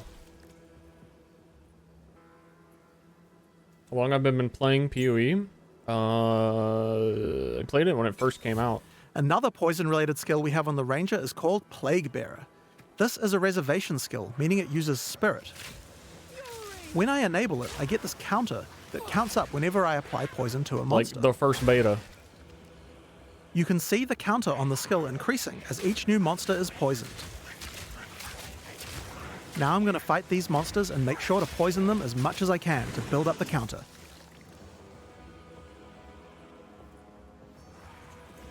Spirit is the new way to reserve mana. Spirit is pretty much a resource that accounts for all automation. Even minions are summoned using Spirit. If you want to put on an aura, use Spirit. If you want to do cast on crit, it requires Spirit, and you can invest to have more Spirit if you were like a summoner. Now next up we have a classic, Rain of Arrows. It's simple. Shoot a bunch of arrows in the sky, and they rain down for a short time. It's the white thing above decent mana. AoE and damage at long range. Now this skill doesn't last too long, but we can change that. It's time to introduce Frenzy Charges. Frenzy Charges are used for a variety of skills on the Ranger, but with Rain of Arrows they can be used to extend the duration. Yo, he pulled out all of the gems with one click though. Here we have a skill called Sniper's Mark. No, remove Put it Sniper's on Mark! the enemy and it will grant you a Frenzy Charge when you crit them. Now remember that snipe skill from earlier? That skill guarantees a critical hit. So first we Sniper's Marked an enemy, then we sniped them. And after that, the next Rain of Arrows will last a really, really long time. We still have some weaknesses though. While Rain of Arrows hits enemies with a ton of arrows, each one doesn't do much damage individually. It would be nice if we had a way to break the armor on enemies so that Rain of Arrows dealt more damage. Thankfully, we have this Corrode Armor support gem, and we can put it on our Gas Cloud arrow. Corrode Armor causes poison to erode the armor on targets until it's all gone. This will significantly increase the damage that Rain of Arrows does against armored targets. Oh yeah, and one more thing about Gas Clouds. They can be detonated with explosions. I have an explosive arrow here. Let's check it out. Sicko mode. This is already more active skills than D4 has across all classes. Because monsters and Gas Clouds are likely to have their armor broken, I think there's another useful combo we can do. This is an Exploit Weakness support. This support provides extra bonus damage to targets that have their armor broken. Perfect for what we have going on here. I just gotta throw in a D4 bad. Like, it's on brand. You have to do it. So, those are just some of the skills we have on the Ranger class in Path of Exile 2. Now that we've seen all these skills, let's see how well they do against a much tougher enemy. It's time to fight the boss of the temples, Thanos. Kitava's cursed madness never ends. Okay, right ear boss.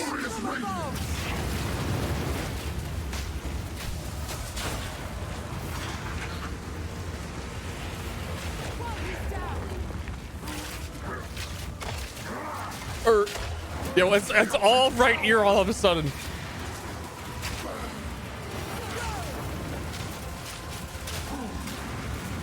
Exalted are the worthy.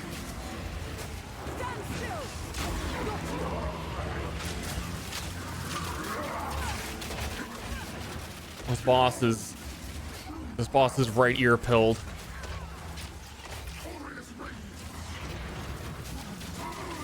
Yeah, it's a little too extreme.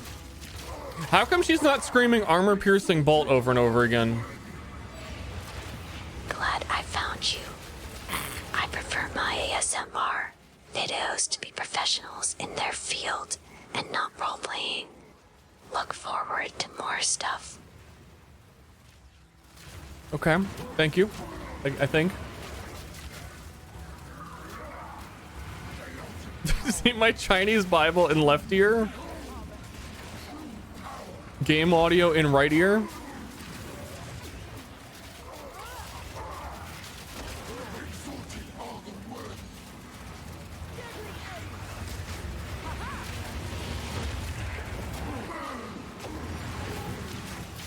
A visible stamina bar for dodges? It doesn't take stamina. I think it's just on like a brief cooldown. Wait, no. I don't think dodge even has a cooldown. I think it's kind of like a Dark Souls dodge roll. So at the end of it, you can be hit. So you can just dodge roll as much as you want as soon as the last one ended.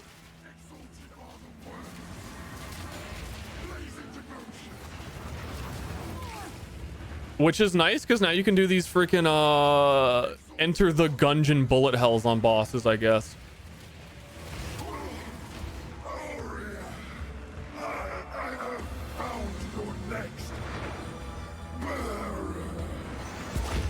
Kill swiftly and move on.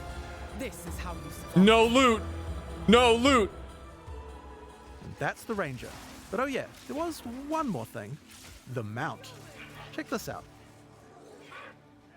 Yes, you can ride a rower. While riding the rower, you can shoot arrows with no movement penalty.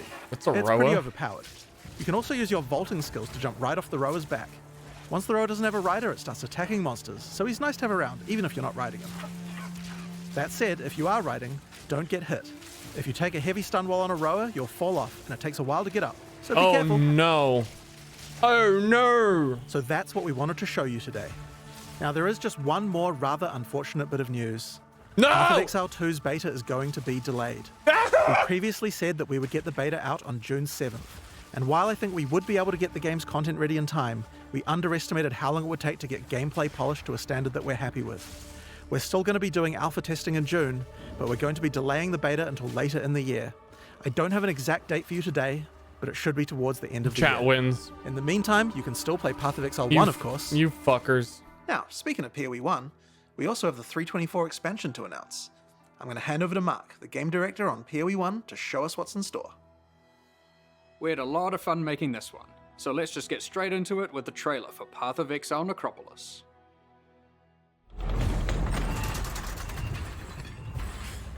I'm about to cry. Cold flesh, dirt, maggots, and ghosts. Our job is to keep them where they belong. Sugar, spice, and everything nice. It's your first night, so you'll need this. A ghostly lantern for ghastly tinkering.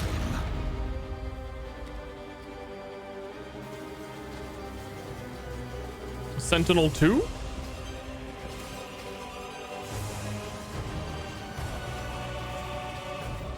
You'll learn to peer into the souls of the dead. You'll learn how to twist them.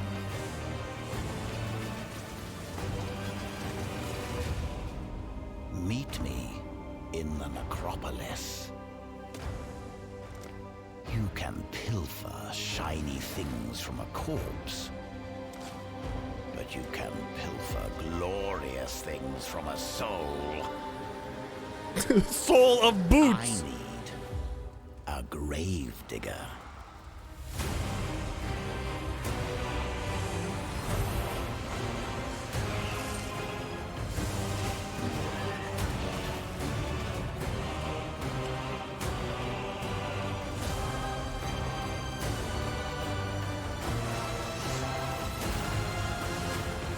Ooh, new Uber bossies? Transfigured tornado.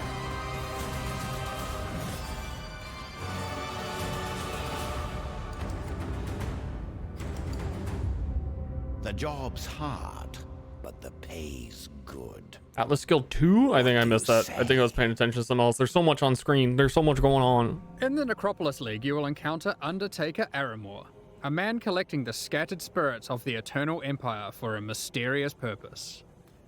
Skip. These spirits have begun to haunt the monsters of Rayclast, unleashing their ancient fury and sorrow onto the world.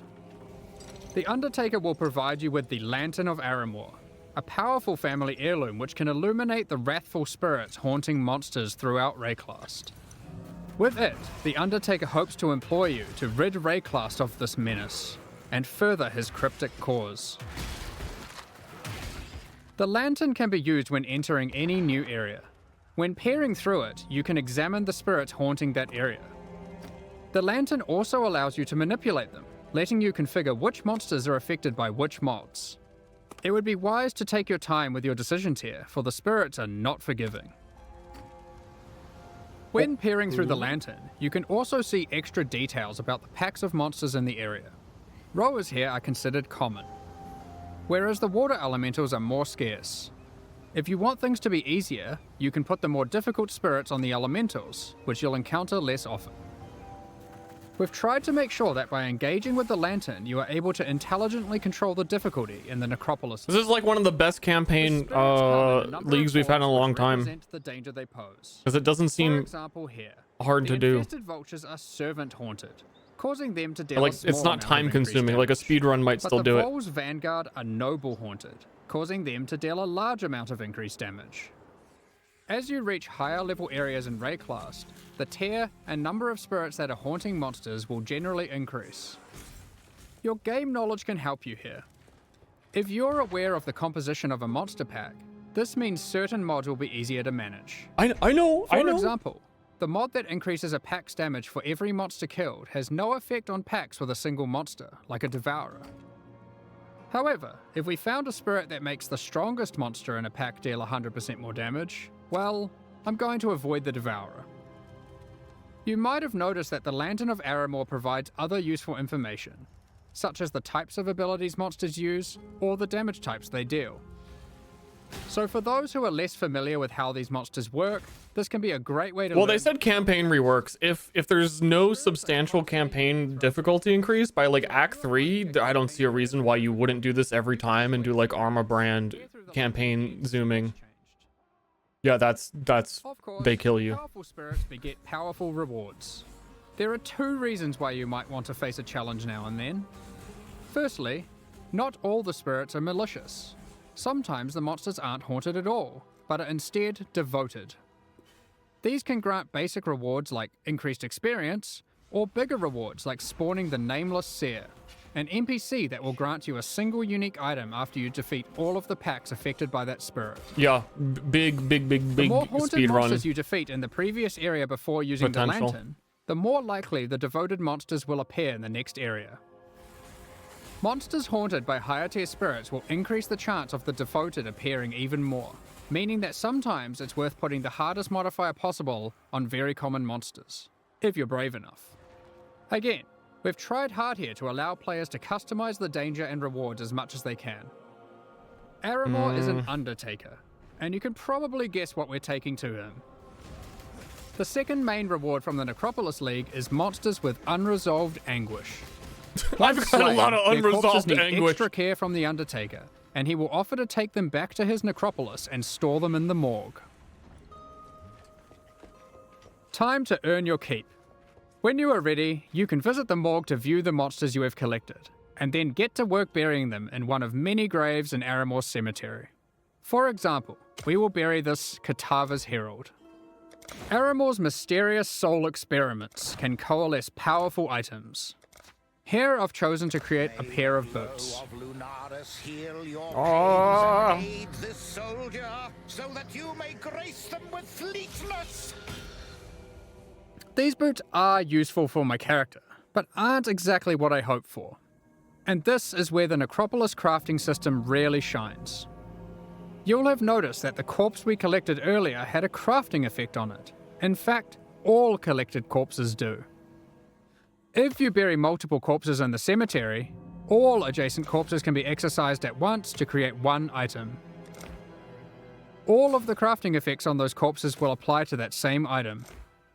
This allows you to have either one or many different crafting projects ongoing in the cemetery.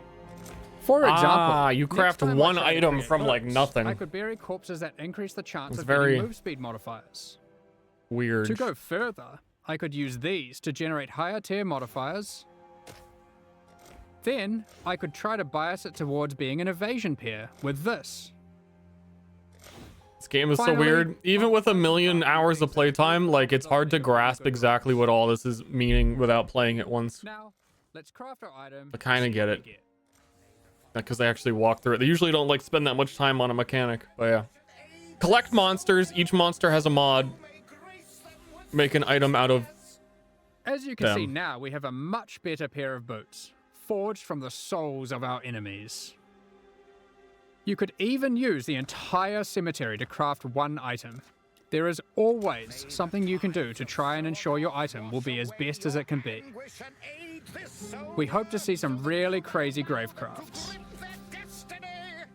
If you are lucky, you might find corpses with meta crafting modifiers. These can be buried to manipulate your crafting projects in more drastic ways. This one increases the potency of all crafting effects of adjacent undead corpses. Another meta crafting modifier gives a chance to drop an extra item from your craft, with all the same crafting outcomes applied. All you have to do is bury a lot of undead monsters. May the ferocity of Throldana free you of your anguish and aid this soldier. I like this guy. I'm not gonna get bored of hearing that. You can also craft new unique items exclusive to the Necropolis League using this system. As you explore Rayclast, you might find the corpses of famous Eternal Empire families. And when you bury an entire family together and exorcise them, they will thank you with a unique specific to their lineage. Thanks for siphoning our souls together. For example, the Navalius Inheritance Belt.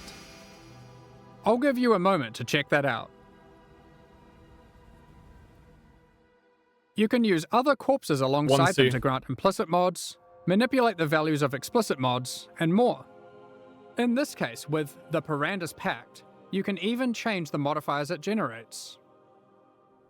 This unique is a jewel which adds extra stats to passive skills in a radius when socketed into the passive skill tree. The stats it adds are randomly generated, but you can bias it towards a specific type by using other crafting effects, such as this one, which increases the chance of getting life modifiers. Let's see what we get.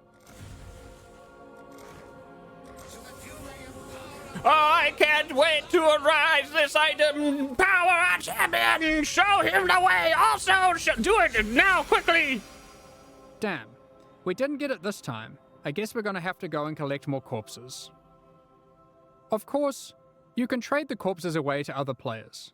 All you need to do is purchase empty coffins from the Undertaker and use them on your corpses in the morgue, which will itemize them. Another item in the Necropolis. Yo, that's a 2-space corpse. That's a tiny guy. Spirits that remain living in the Orflame, a powerful ancient artifact of Rayclast. And you can set them free by placing them in the Lantern of Aramor and defeating them. These embers drop throughout Rayclast as itemized packs of monsters. You are able to use these packs to replace the packs in areas. For example, we have found this All-Flame Ember of Tarfor. Tattoos? Come back. We can now go to enter the next area and replace one of the monster packs in here. You can see we have also gotten one of the devoted modifiers to appear. We can pair up the Karui ancestors with this modifier, making them even more rewarding. Let's go ahead and replace the Tentacle Miscreations. However, when replacing packs, you want to double check their density, as the new pack will inherit the density of the replaced pack. The Karui ancestors we have now added to our area can even drop basic variations of tattoos. If you aren't aware, this is an item type from the Trial of the Ancestors League, which can be used on passive skills to change what they do. There are many different a lot for one league. This for a league mechanic, yeah, but there's still like several things they're gonna announce. That provide insane amounts of experience. Yeah, it's cool to have a dev team for sure. To replace difficult monsters to make life easier. Aw, damn it, Sniper's Mark still exists. These Ember monsters can be raised as specters too. -1. Finally, let's discuss how this league works in in-game maps. Each in-game map will allow you to manipulate it using the lantern on the map device UI. However, instead of randomly cycling every few minutes, it is fixed to that map. Once you view the map through the lantern, you cannot remove it from the map device, so you can't trade that map away now that you've seen it as too difficult for you, or has monsters in it that you'd rather avoid, like porcupines. We're also trying something new this time around. During the Necropolis League, there will be support for the League on the Atlas passive tree. Multiple clusters will be there, allowing you to enhance the gameplay, customize it, and even change its behavior in meaningful ways. One way that you can change the crafting in a meaningful way is with the Prospero's Wager Keystone. With this keystone, all the monsters with unresolved anguish come with this crafting modifier, which causes them to generate a random craft when buried. This means instead of pre-planning your crafts, you have to adapt to them on the fly to get the best results. These clusters will not be available in Standard League. In 3.24, we've made a plethora of changes to the engine. There's too much. with introducing new bosses, adding another tier of maps, and streamlining the Atlas. The most difficult and most rewarding content in Path of Exile can be found in Uber Pinnacle bosses. It's not the most rewarding. Don't listen to him. The Searing Exarch. Currently, the only way to access these bosses is by allocating specific keystones on the Atlas passive tree. While this system offers a nice element of control, it causes a problem. Rewards and access to the non-Uber variants are now economically priced around the rewards of the Uber fights. Yeah. This means it is wasteful to run the non-Uber variants instead of simply selling them. Another problem that we noticed is the difficulty jump between the Pinnacle and Uber Pinnacle content was relatively large. Yeah. And there wasn't obvious That's a content problem? that could bridge this gap.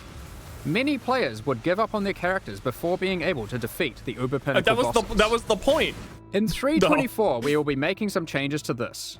We are removing the keystones that give access to the Uber Pinnacle bosses from the Atlas tree, and instead we'll be adding a new set of fragments that give you access to this content. Where do you get these fragments?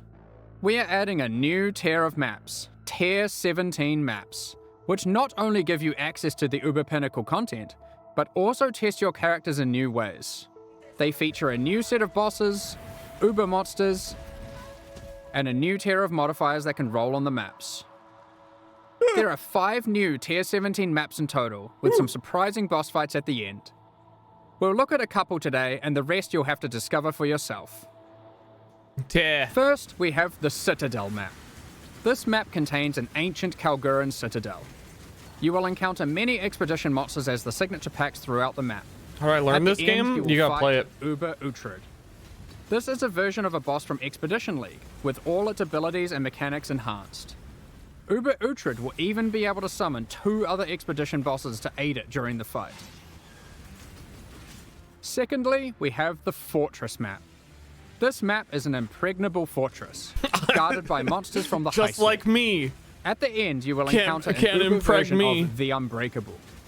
Again, it has enhanced abilities and mechanics you'll have to learn and overcome. Each of the Tier 17 map bosses has a chance to drop a unique item, allowing for some target farming. However, these aren't entirely new unique items. Instead, we've taken other unique items, removing them from the core drop pool, and rebalancing them to fit here. Ralakesh, One example is rest in this peace. reworked version of Wraith Lord. It has 4 Abyss sockets, and allows you to summon an additional Spectre for each Ghastly Eye jewel socketed into it. Another example is Mana Storm. This has been rebalanced to grant a lot more damage than before, alongside some more impactful mana stats. Item's too If you annoying. can I get don't care how lucky good it rolls. is. Item's way too annoying. Alongside adding Tier 17 maps, we have also changed the Uber Pinnacle bosses to have completely distinct unique item drop pools from their non-Uber counterparts. This means there is a reason to farm both versions. Let's take a look at the Shaper versus the Uber Shaper. The Shaper will drop these uniques: Voidwalker, Shaper's Touch, Solstice Vigil, No, it won't drop and Dying Sun. Sun. Don't believe it. Whereas the Uber Shaper will drop these: Echoes of Creation, Sublime Vision, Entropic Devastation. That's like worse. The Uber is fucking like worse. The Tides of Time. Another example of a new unique is this helmet from the Uber Eater of Worlds, Ravenous Passion, and these gloves from the Uber Searing Exarch, the Celestial Brace. I always need to. Each I of can't the read Uber all this Pinnacle right now. bosses has a new unique Those added to gloves their look drop sick pools. though on first glance. We've identified Those another gloves major actually, those problem gloves looked crazy. It was 1% attack speed per fortification plus 8 max fortification. the complexity of running maps. It's at the point now where a player must repeatedly execute can a already large get, like, sequence of 30. steps to run maps efficiently. It can be easy to forget critical steps, and it can be tiring to repeat them.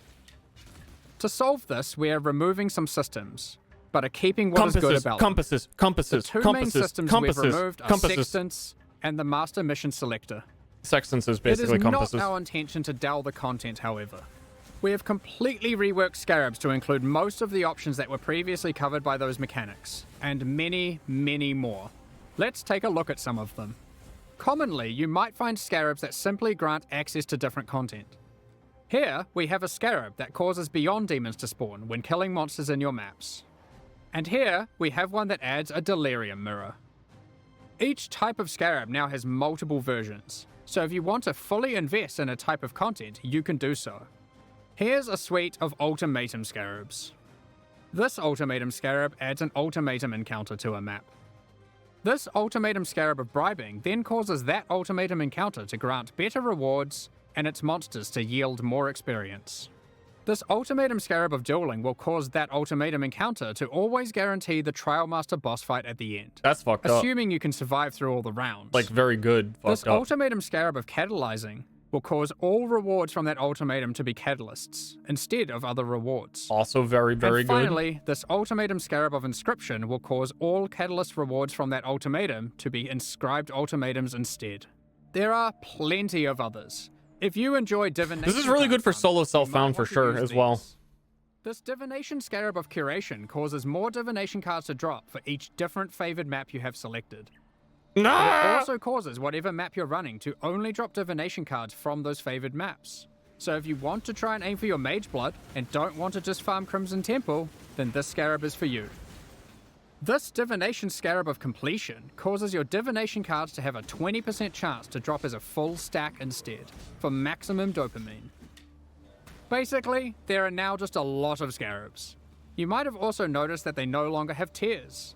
Scarabs are now all world drops. You can get them anywhere. Some might be rarer than others, but the intention is that there'll be a lot more options than before, and more interesting combinations to consider. If you want to target specific Scarabs, Betrayal has been updated to include most of them, and you will need to relearn which ones come from where. Thanks for acknowledging the dopamine. While this for system sure. is allowing you to heavily invest in one type of content, it is reducing your capacity for variety. To address this, we have massively increased access to content on the Atlas passive tree. You are now able to reliably get different leagues like Breach or Legion from just your Atlas passives. Regarding master missions, content such as Incursion, Delve, Betrayal, and Bestiary, these too are now accessible with Scarabs, and have more reliable investment options on the tree. Not only this, you can now get Jun, Einhar, Alva, and Nico to appear together in the same map. We have also removed some keystones such as Wandering Path, Grand Design, and Growing Hordes, but have added some new ones too.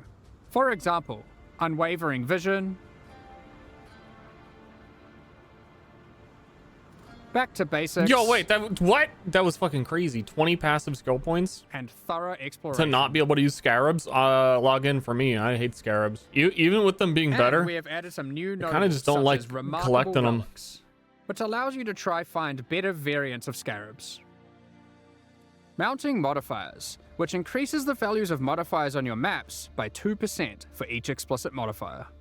And Tainted Carapaces, which is just one in a set of many that allow you to target farm specific types of Scarabs. These are just a few of the many new notables that can be found on the Atlas passive skill tree. Lastly, we are giving you more flexibility in what content you want to run in the endgame. In 3.24, you can now have multiple copies of the Atlas tree, which can be swapped between maps at your leisure. You can unlock up to 2 extra trees for a total of 3 by progressing through the endgame and completing core content. When you open a map, you can select which tree you would like to use. For a given league, you'll never feel constrained to play in your endgame a single way. You can also label your trees to easily identify which one has which content. With all this combined, we're hoping to see new endgame strategies shine through. While playing through the campaign, easily the biggest expansion they've had since like adding 5 acts to the game. The fundamentals of the campaign are still intact, Easy. but we've scattered fun encounters and secrets throughout Rayclast. The Dweller of the Deep has been trapped. What are these ritual shrines doing in the Northern Forest? And why are they giving me omens? This device looks safe. I should definitely use this on my items. There are plenty more encounters to discover. We'll continue adding more surprises in future releases, so keep an eye out. In the previous expansion, 3.23, we released a large number of transfigured skill gems. These are alternate versions of existing skill gems that function in very different ways, allowing for more build and gameplay variety. At the time, our aspirations were higher than we could achieve, We planned more I'm gems not than we could make. surprised. I'm not So, surprised. in 324, we're adding another set of transfigured gems that we have now finished. Ice Shot, Incinerate, Artillery Ballista, Tornado, Elemental Hit, Kinetic Blast, Poisonous Concoction, and lastly, Summon Holy Relic. Yo, not a single melee skill. Let's fucking go. Log in. Your favorite skill having a transfigured variant will get that here. We will certainly be adding more of these in the future, especially for skills that are missing them still. Of course, we'll also be doing a balance pass on the existing transfigured gems. One of the main ones we're looking at is Kinetic Bolt of Fragmentation. As a result of this change, it is clear that the endgame potential of the Wander archetype really starts to suffer, mostly in the single target damage department. Yeah. Due to this, we've added the new support gem, Sacred Wisps. This support gem causes supported skills to create 2 attached wisps for a duration. With these wisps, whenever you attack, they have a chance to also use the same skill, if you have enemies in your presence. And if there are any rare or unique enemies, they will always use the skill. Kinda hate it. That leads us into all the other Projectiles are already so fucking strong. That's gonna be so broken. Many of these have been revealed in teasers already, but here's a quick summary. We've added the automation and call to arms skill gems, for being able to trigger instant skills and war cries without having to bind them to left click. You can now hold down Control and left click to automatically apply certain currency orbs until they achieve the desired result, or you run out. For example, you can hold down fusings until you reach maximum links. You will be able to control, shift, click currency into a trade window to automatically move all of that currency at once from your inventory. Yup. Yup. They announced all Detonate this. Dead now has clearer telegraphing effects. When harvest crafting, the item hover will always be visible. Fake? Nobody's ever made a 6-link? Did you play PoE 10 years ago one time? When you use a Val Orb on a map, the map no longer has a chance to become unidentified. Instead, it adds a new implicit. We've created a set of implicits that affect the areas in fun ways. Related to that, corrupted and mirrored items can now be identified. Breach hands now open upon approach, and no longer need to be clicked. Upgrades to Pantheon powers now apply to all characters in a league. You no longer need to grind Divine Vessels on each new character. With Harvest Crafting, you can now re-roll Uber Elder fragments. Fragments dropped by the Shaper cannot be re-rolled into fragments dropped by the Elder, and vice versa. Regarding Betrayal, we're removing Ashling's crafting bench as a reward. Instead, Veiled Orbs now perform that function. They remove a mod and replace it with a Veiled mod. These orbs now drop from Katarina and are no longer a world drop. Flasks can now be corrupted by Val Orbs, giving random -10 to +10 quality. The capability to add extra quality to weapons, armors, and flasks has been removed from Betrayal. The Betrayal bench craft that converts an amulet to a talisman has been moved to Bestiary, and thus can be traded. Maven invitations no longer drop. Instead, when you have completed witnessing all I know all required this. to go to the Oh, arena, God. you can just talk to Karak, and he'll open a map device window with the invitation already in there, ready to be rolled. Valdo's maps that granted invitations now give scarabs.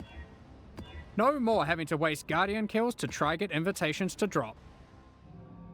Next up, we're going to be talking about our new League supporter packs. Today, we're launching 2 new series of supporter packs, the Solar and Eldritch packs. Each tier contains the full pack's face value and points, alongside several exclusive microtransactions. These packs are only available for the duration of the Necropolis League, and will leave the store forever when it ends. As always, the microtransactions in these packs are purely cosmetic, and do not affect your character's power or progression in any way. Can we get The kissable Solar lips? series of supporter packs contains 6 exclusive microtransactions. The Cosmos Weapon effect adorns your weapon with stars. Hitting enemies causes cosmic energy to spill out into the area around them. The Radiant Orb of Chance extra effect projects the outcome of items you've used an Orb of Chance on above your head. Remember to congratulate other exiles in town if you see them chance a powerful unique item. Whoa! Who's using? You Shine guys boldly didn't. with You the guys soul- didn't quality of life chance orbs. Fuck you. The sun radiates from your body, getting more and more intense as you use skills and emitting solar flares as you run. With the supernova level up extra effect, the dead will be raised from the ground around you, before being obliterated and turned to ash by an epic supernova whenever you level up. This one is my personal favourite. The Cosmic Turtle Hideout lets you travel the infinite expanse of the cosmos atop the back of a colossal turtle. Carry the weight of the sun on your back with the Solar Guardian back attachment. Witness it grow larger and larger as the energy of slain enemies is funneled into it. When it reaches its maximum size, it goes supernova. Ah, huge and turns ball! into a black hole, forever drifting throughout Rayclast. The Eldritch Pack series also has 6 exclusive microtransactions. Are you wondering if we moved the stash in the latest patch? Don't be fooled, because with the Mimic Stash Pet, players can transform into an image of a stash when in a town or hideout, and scare unsuspecting exiles. I'm so scared! This pet follows behind you with its terrifying hand-walking the rest of the time. The Shaper's Slam finisher effect sends slain unique enemies into a final abyss of unending darkness. The Eldritch Hunger armor set contains a beast that demands you defeat it by... There's no way they'd be able to add WSD to PoE 1. I wouldn't expect it. It's the same engine and theoretically anything they could move over. But PoE 1 skills don't really allow you to move and attack at the same time because the animation rigs are so ancient that I wouldn't expect that to come anytime soon.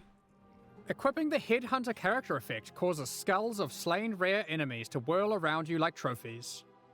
They become enraged when you are near a rare enemy you are yet to kill, wishing for them to join your collection. Witness a reality where the struggle didn't exist, allowing the Eldritch Horrors to settle their own conflicts with the Eldritch Horror Apparition effect. Which of the Eater of Worlds or Searing Exarch do you think will win? These packs are now available for purchase on both PC and console, and will remain so during I like Path of Tentacle Exile Portal. Necropolis. Meanwhile, the Shade and Disciple packs leave the store forever at the launch of Necropolis League, so now's your last chance to purchase them. Thank you so much for your ongoing support. We're just about to start the Q&A with Ziggy D. Afterwards, we'll post Path of Exile Necropolis' full patch notes. With release at the end of next week, our community team will be posting crucial information you'll need for Necropolis' release. Keep an eye on the news.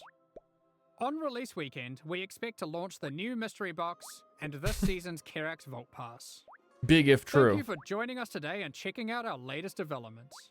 We're looking forward to doing some awesome gravecrafts and conquering the new in-game bosses with you next week. We'll begin the Q&A shortly, so please get your questions Soika to ready. PoE? You drop. Oh, actually, there already is one. There is one. Hold up.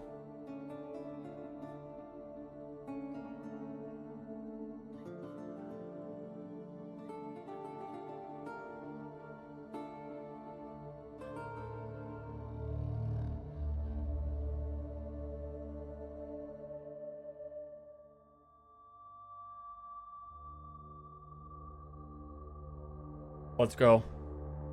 Let's freaking go, dude. Hi, I'm Chris Wilson from Grinding Gear Games.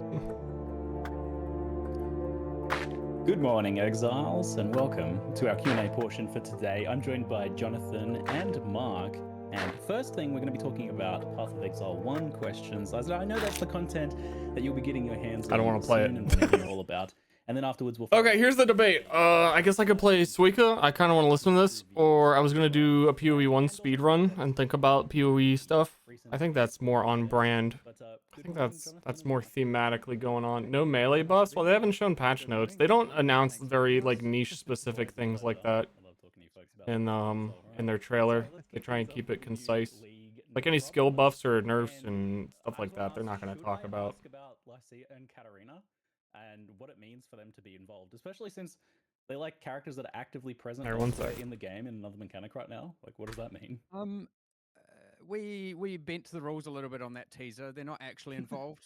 They're only in the sense that they are both T17 map bosses. So you don't actually fight them together, but we thought it would make a cool... a wipe system in PoE? Every new league you have to make new characters, yeah.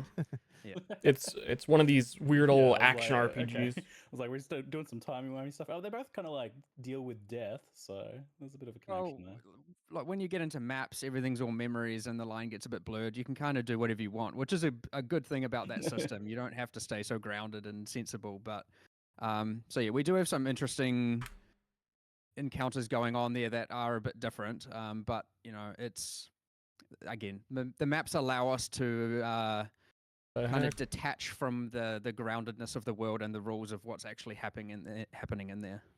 I'm gonna do an Act 3 speedrun on Marauder, man. Is that all focused in the new I was planning my league 17 start maps, already of what I or wanted is to there do. some with the league mechanic itself as But well? given that so much seems No, we doable in the focused campaign now, monster development this time round on the T17s I feel like I might want to instead pick of the something league. stronger. So there's no new bosses in the league, but there are Can't some reuse find of monsters through like my the All Flame Embers and whatnot, but not bosses. timer. And Like then, I type we've got in all our live split. boss development towards And oh, there it is. creating It showed up these this time. T17 bosses, as Thanks. well as the monsters. Like there are quite a lot of actual interesting monsters in the T17 maps as well. Like I don't know if people saw, but you can get Brutus as just a monster. Like he's not a boss. He's just there are packs of Brutuses and you know various various Brutai, I other believe. monsters throughout like the non-notable ones, which will be quite interesting to see. You'll probably find a rare hasted Brutus is a whole different level compared to even the Brutus map boss and whatnot. So. Yes, we experienced that last league in Affliction at launch. For those of us there who empowered that boss, that was an experience to be sure. So we'll kind of change my order of the day then with the tier 17 maps. So there's 4 of these, was there? We've got 5 of them. I guess I don't really need to show this on stream because they're just talking. Sanctuary map, I Fortress remember map, how Abomination timer map, works. and Citadel map being the 5. And these are like effectively Uber maps, but we kind of also had Uber maps last league in a different way with the community made maps as well. But this is a whole different system, right? Yeah, this is different. Okay. Obviously, the Valdo's maps come with a little bit more craziness going on. There are custom mod pools on these, and there is a little bit of overlap, but nowhere near as crazy. Like you're not going to roll the like mod that sends you to the Void League or anything like that.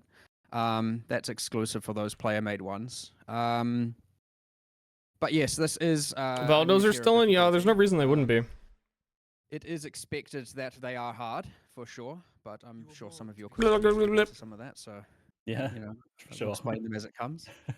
Hold on, I'm just trying to get set up here. The primary vehicle now for getting like the Uber fight keys. What led to the decision to make them come from a tier 17 separate map thing like this instead of from the boss, which I guess was the more expected, like you would get an Uber Maven key from Maven? Like, okay, like let's say let's say it was from Shaper, and to get Uber Shaper. I haven't heard anything that they've talked about yet. Shaper, let's say it was even once every time. I don't know that I'm going to be able to focus on both. Or let's say you fail, or answer questions, or what the plan is. It's not now fun to go back and do regular Shaper where clearly you can do the Uber version. Why are you bothering with the non-Uber version?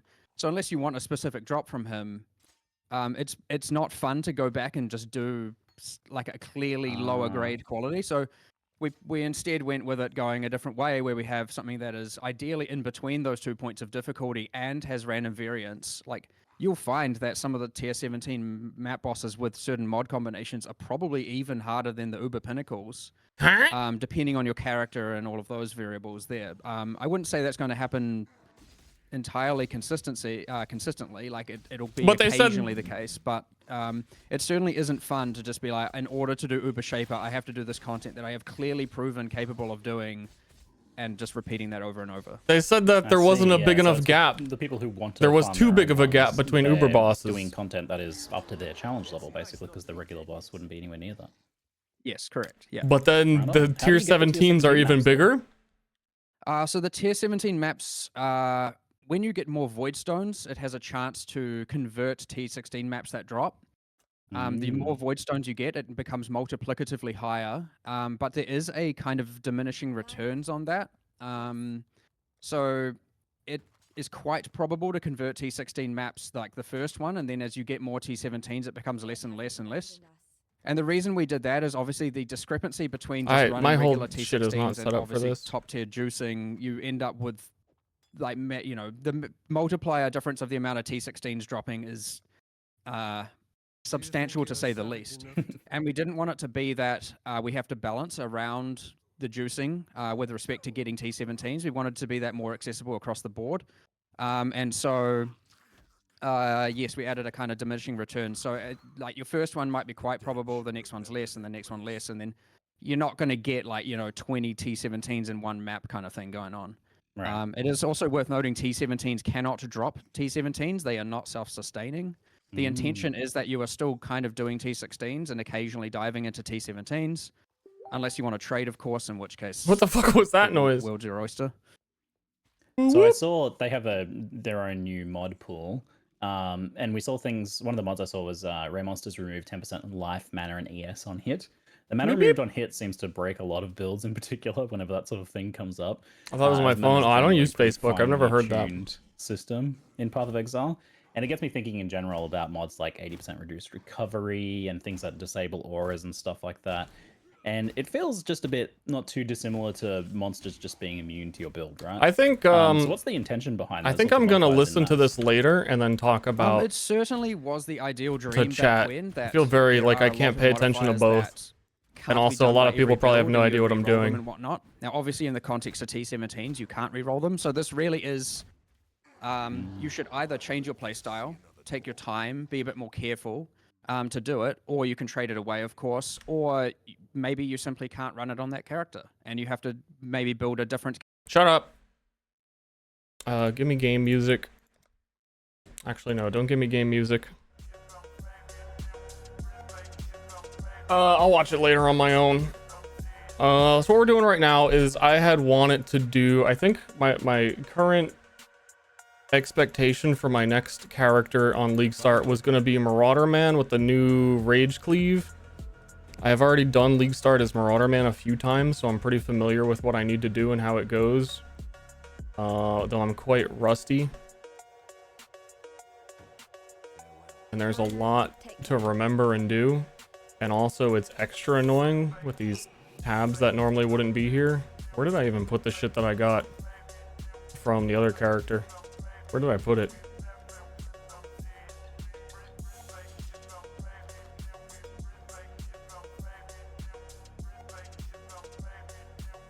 Rage Vortex.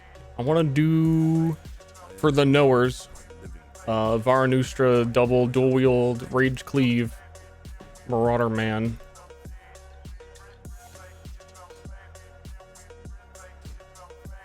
But based on them showing all the campaign additions and how the league mechanic is going to work in the campaign, I'm not entirely sure that Marauder is one of the slowest, is the slowest League Start guy who needs the most help. Though also they did show their, but I don't know how reliable it would be that you get the guaranteed unique from the thing they were showing from the one vendor man. I kind of think I'm gonna restart. That was already like remembering 10 things that I need to do.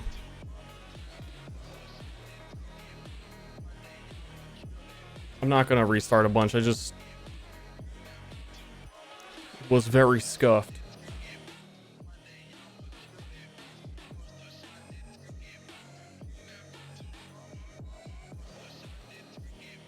You were born to be swift and strong. But yeah, the idea on League Start is that you kind of want to get to the end game the quickest because the stuff that you find is worth more, exponentially more, the quicker you get there because other people don't get there that quick. Whoops. And everybody has to start fresh. And speedrunning's fun. I like speedrunning. Money maxing. It's fun to plan out. I've gained a new appreciation for like planning out the build and how it scales through acts rather than just like what the end game picture is. The best time to play Pee-wee is during new League Start, where everyone's hype and the economy has a lot going on in it. So it's cool to have a plan. It's cool to have a plan, and then the league starts, and then the skill you planned on using, there's a bug that it deals 0 damage. And you can't enter towns. It's nice not to be dead yet. Just some goofy stuff like that.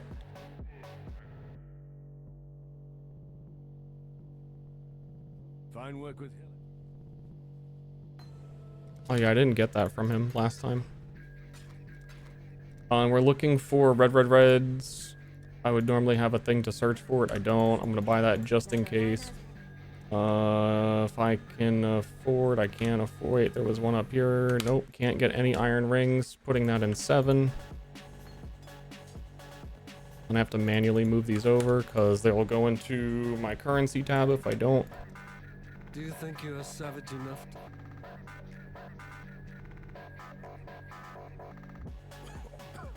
Because you have nothing at the start, and honestly Act 1 is harder than the whole game.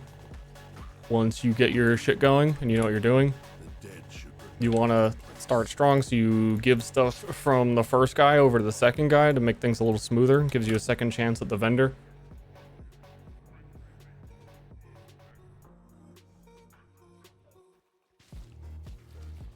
Control Alt click bypasses tab affinities. That's cool, but also I'm never gonna remember that, and I don't care. Because this is like a one-time use where that will be relevant.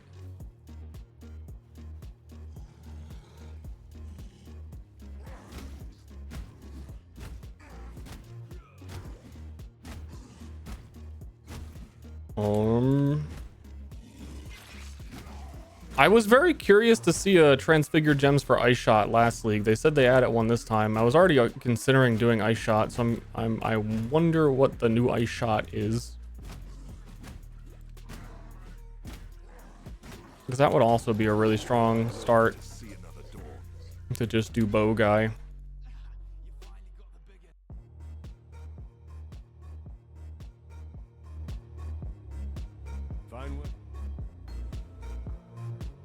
Looking for red.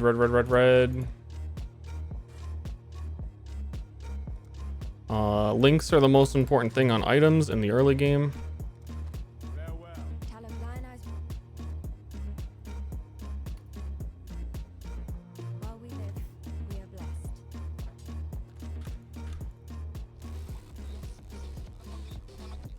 You said you were expecting reworks to cold. I mean, patch notes aren't out yet, so I don't know what's going to be there. And they kind of did rework Vortex by adding the automation support. So there's a little bit there.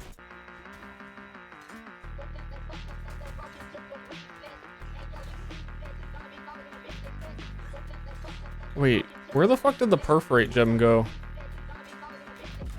But I remember commenting on the fact that I forgot to get it last time.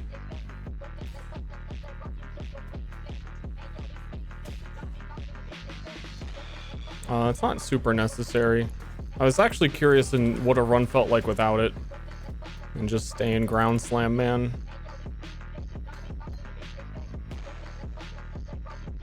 Wife strat.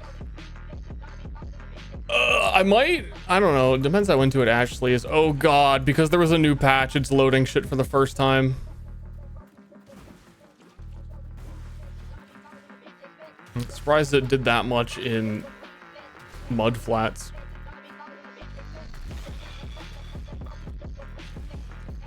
But I might show Ashley how to do Hail Rake and to give me a second Quicksilver because Marauder's so slow. I don't know.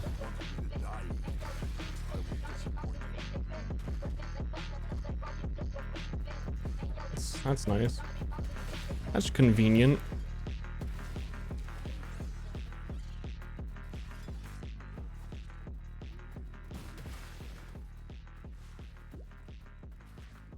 Any 3 red links are annoying to get for Marauder speedrun too. Because it's more likely you find an item that's red, green, and then it's hard to get full reds, like a mixed item, than a pure red. Because the early game scaling of strength requirements don't guarantee that you get red, reds, and then any build that is like, oh, dual strike, Or no, more like splitting steel as a green gem, and then you can use red support gems. You have a lot more options of what to do. That Marauder really gets screwed there a little bit. Few zones at a time, you're gonna dupe Ashley into playing PoE. It could happen. She likes video games.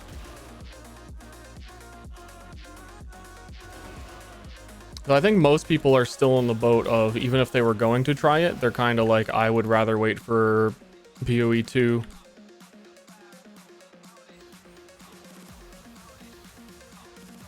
Does she though? Yeah, she played not that long ago. We were playing, what was it?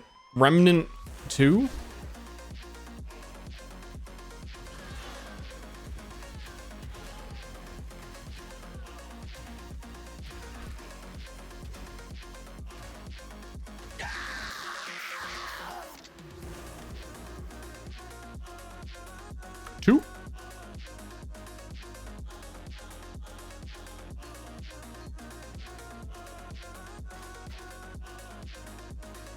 Looking for move speed on boots. Vendor has not refreshed. Need the movement speed thingy. Need momentum eventually. Then I gotta come in here and we have to buy War Banner, Dash, and Blood and Sand. And I have enough to buy Perforate, so I'm just gonna do it. And ideally we run through Submerged Passage without fighting a lot of stuff. All the maps are randomly generated, but we have a pretty decent idea of what the random generation is based on a lot of like little detective clues on where I need to go. This one should be top right. We're looking for a bridge, and then you put a portal down at the bridge so you can come back. I haven't learned this new vendor refresh stuff. It's just that it used to be every time you gained a level, the vendors would refresh. And now it's like every 6 levels or something stupid. That there was a lot of people hoping for the quality of life there to change. Oh shit, I saw this bridge before I saw the actual correct one. I knew it probably wasn't there.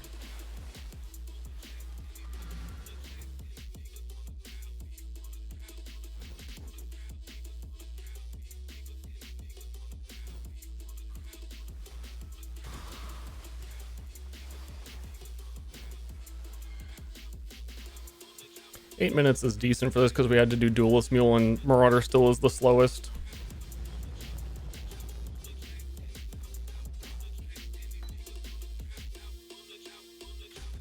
I need Blood and Sand.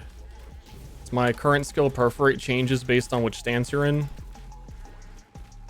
I absolutely need a 3 red link, and then we would do a lot more damage.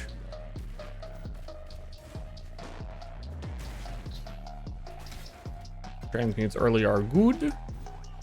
If you have any questions, now would be the time, because I'm probably not going to answer too many on actual league start, because I would like for one of them to actually go well and not be so cursed. What did you have for breakfast? Banana bread, that was it. Only banana bread. One red 2 Giallo.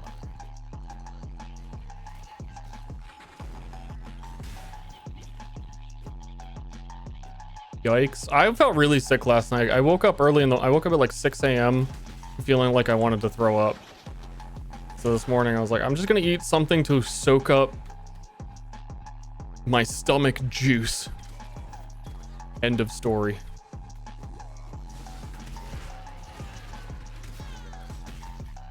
Ooh, 3 red jade hat. Oh, it's a one-hander, but I think it still might ultimately be better. I don't know. I don't know if it's worth, if you don't have 3 reds, to use a one-hander.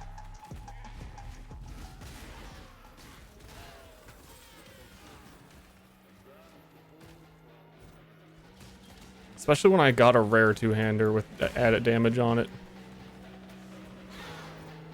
I suppose I shouldn't.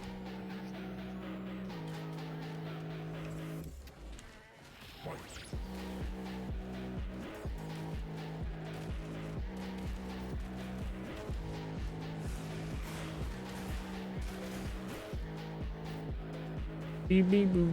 I am 15 months pregnant, actually. I knew PoE 2 was getting delayed. That really sucks. That really stinks. I feel so slow. I haven't done Act 1 stuff in a while. Played a bit of Last Epoch. Maybe Last Epoch's default move speed is better. Also, I was doing a lot of runs where you just give yourself movement speed early, so...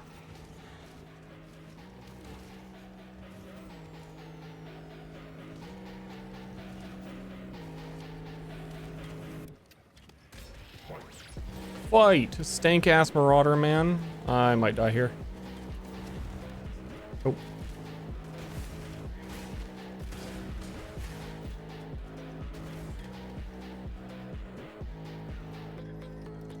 Oh, I didn't set up my, I need to make, all of those slots into the move only so that all my skills show up in the right places and you don't have to adjust them while you're trying to walk everywhere. This is where we go back to town because we left a portal for ourselves. Remember the Alamo? I wish I could remember the Alamo. And after this, I kind of want to buy Frostblink. Oh. I didn't split.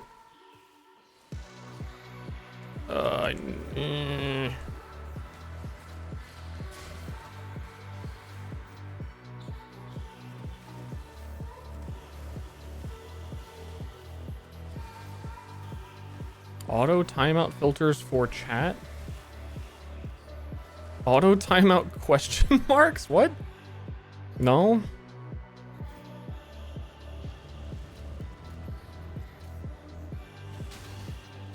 I want that. You dare ask me a question? Banned instantly. You fool!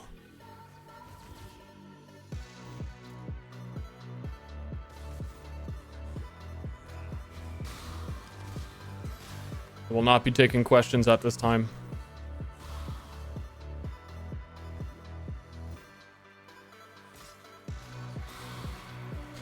They were showing Submerged guy was an essence mob. That might fuck things up really bad if that's true. If that's what they were saying in the preview.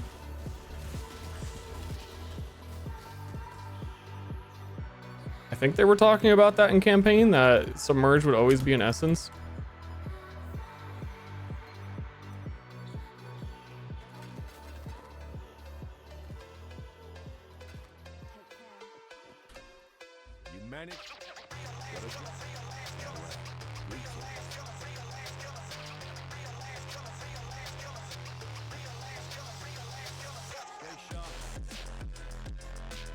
Okay, I'm trying to remember. It's not all.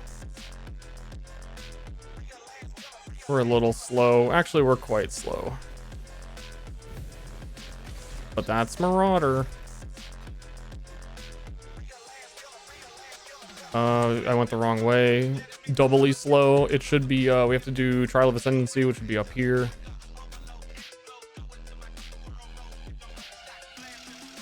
Guaranteed essence spawn sounds nice though. Actually, that could be the case. And it was one of the few layouts where it wasn't here. Maybe I needed to trust my instincts.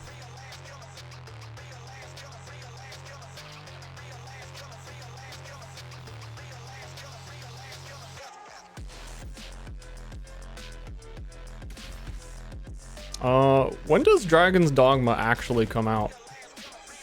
Is it like now? Or in an hour from now?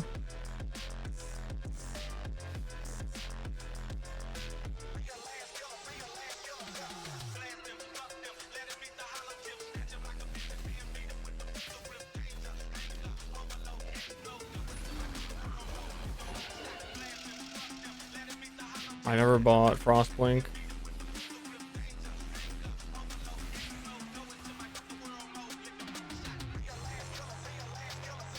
You said 8 p.m. yesterday? I don't think that I did because I never knew.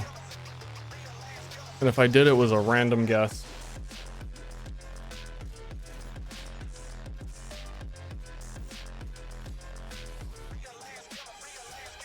Yeah, I said 20 o'clock is what I said. That's the reality. Belief is the strongest metal of them all. Which even then, I don't think was accurate. 3 hours? Yeah, then we'll see how this goes. An Act 3 run could be like an hour and 15 minutes if it goes well.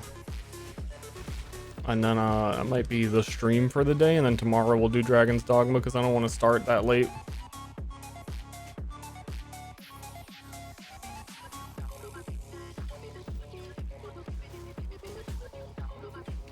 I was supposed to check top right. Didn't do it. I think we're fine.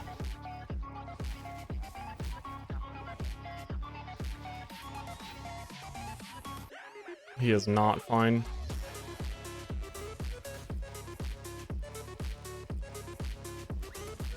Yep. As if I could get I'd be happy with 4-hour campaign finish. I actually, because there's so much shit you can do in the campaign, the league mechanic, I might even intentionally go a little bit slower. Which is the debate every league now, I guess, is if I should slow down. And experience this thing called content.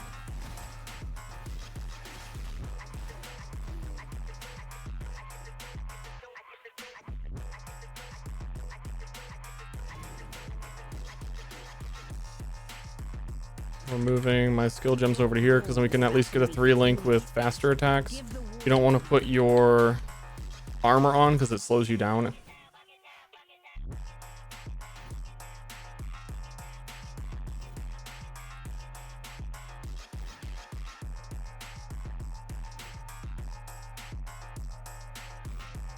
Actually, I wonder if momentum is better.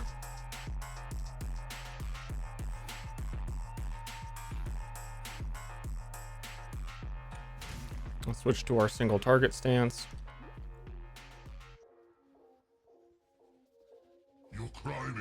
Yeah, 18-minute brute is bad. We want to be here at like maximum 16-minute. Even for Marauder Boy would be ideal. We could be here at 15, 30-ish.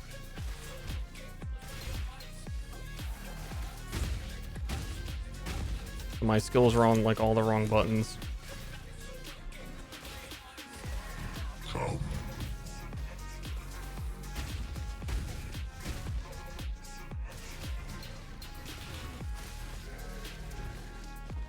Your spirit is the plaything.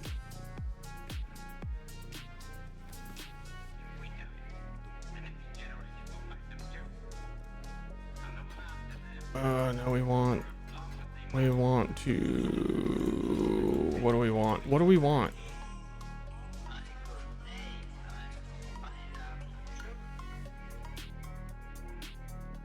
Certainly don't. Oh yeah, I'm thinking of a couple times where we went like super the wrong way that I really shouldn't have if I was paying attention. That would account for a decent amount of time. Level 9. We're behind experience because otherwise we could be leap slamming already.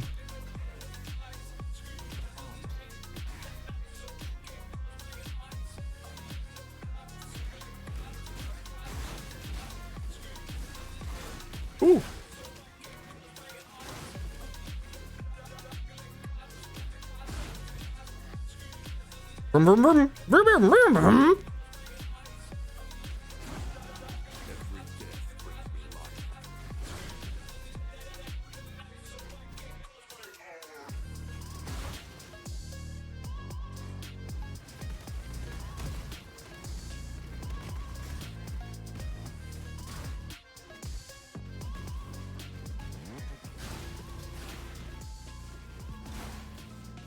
Oh, TikTok. TikTok song. TikTok song. It's TikTok in time.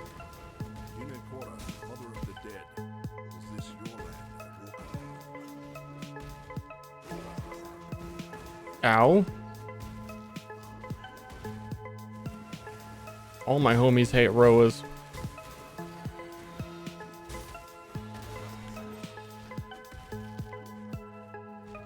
Beep, boop, boop, boop, boop.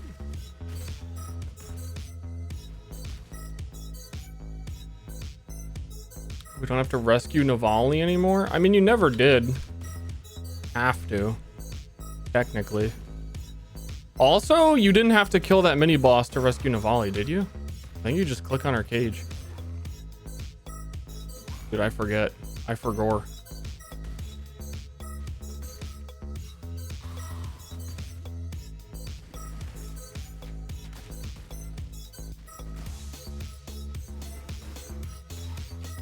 Still in blue pack because they give more experience. We'll take that. I will take that, and I will take that.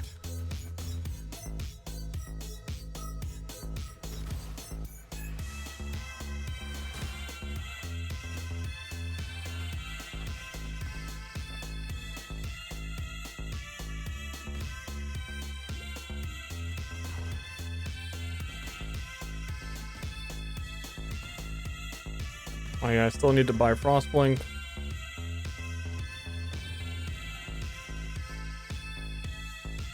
I hate Goatman. It'd be pretty normal to die there. This is all irrelevant.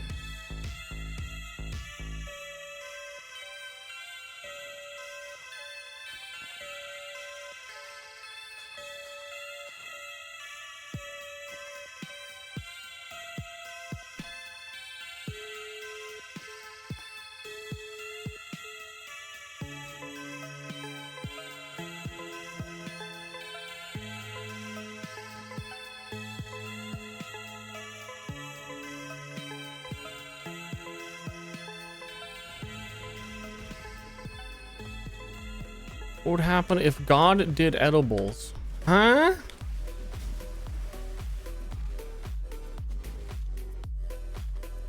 Same.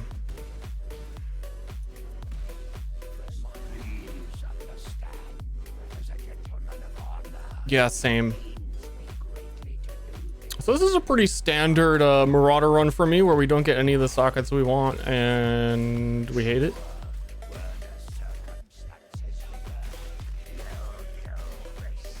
Say, like, it feels like 1 in 10 when I was doing them a lot is when I would actually get the juice. Even though you have so many opportunities to get such a basic thing.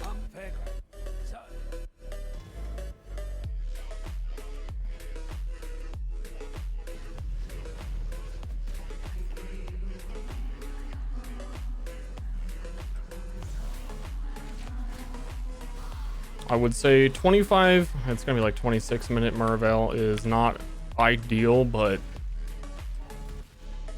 fucking Marauder, man. I really feel like Marauder, you just need a lot of shit to go well. To get really good layouts. And getting red links is surprisingly hard.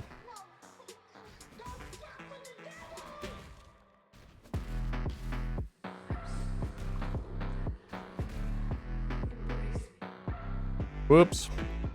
That, like, the difference between a decent Marauder run.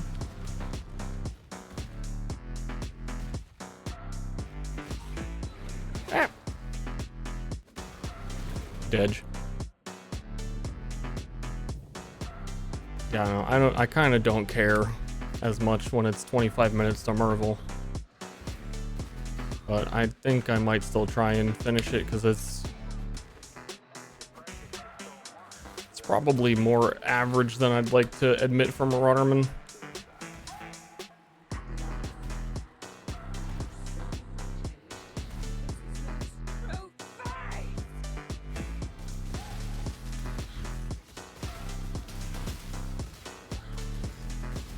But yeah, not having a 3-link here either. I never got iron rings. A lot of suckage.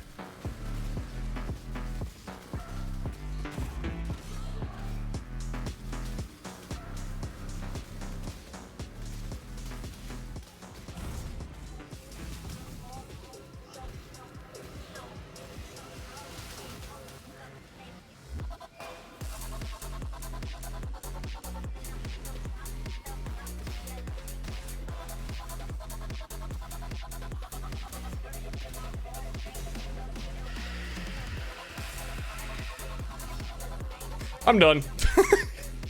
I might do some more of these on, I might dedicate a day to it on this channel before League starts.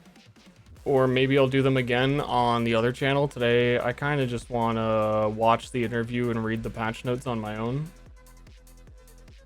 And I don't even know if I'm going to do the Marauder speedrun anyway. Because like I was saying, there's a lot I wanted to try in this.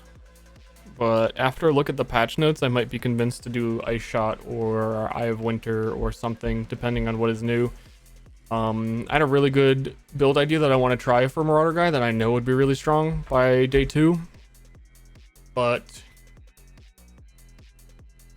there really are a lot of changes this league, and there might even be a lot more in the patch notes. The last couple of PoE leagues have been like, you could just pretty much always play the exact same league starts, and not too much would really change exactly how that would go. And that's probably still the case with Armageddon Brand and a lot of the caster and Detonate Dead stuff that you can do. Which I don't really like doing. I like doing melee stuff, and then if there's any melee quality of life or changes in the patch notes, or if the transfigured Ice Shot looks really cool, then I'd probably jump on board that. I like to league start new stuff because a lot of people don't. Like, a lot of the streamers will play the tried and true best thing that they've seen. Just like new things. New things are fun. High hopes for Trans Tornado, that too. I actually tried to make a caster that used Tornado as some main damage once. It was surprisingly decent, but also, I'm sure the new Tornado is way better at it.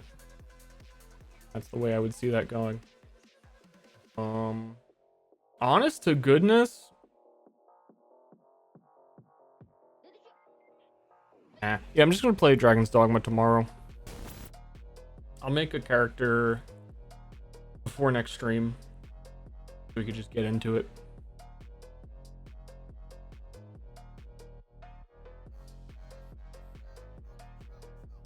Bye-bye.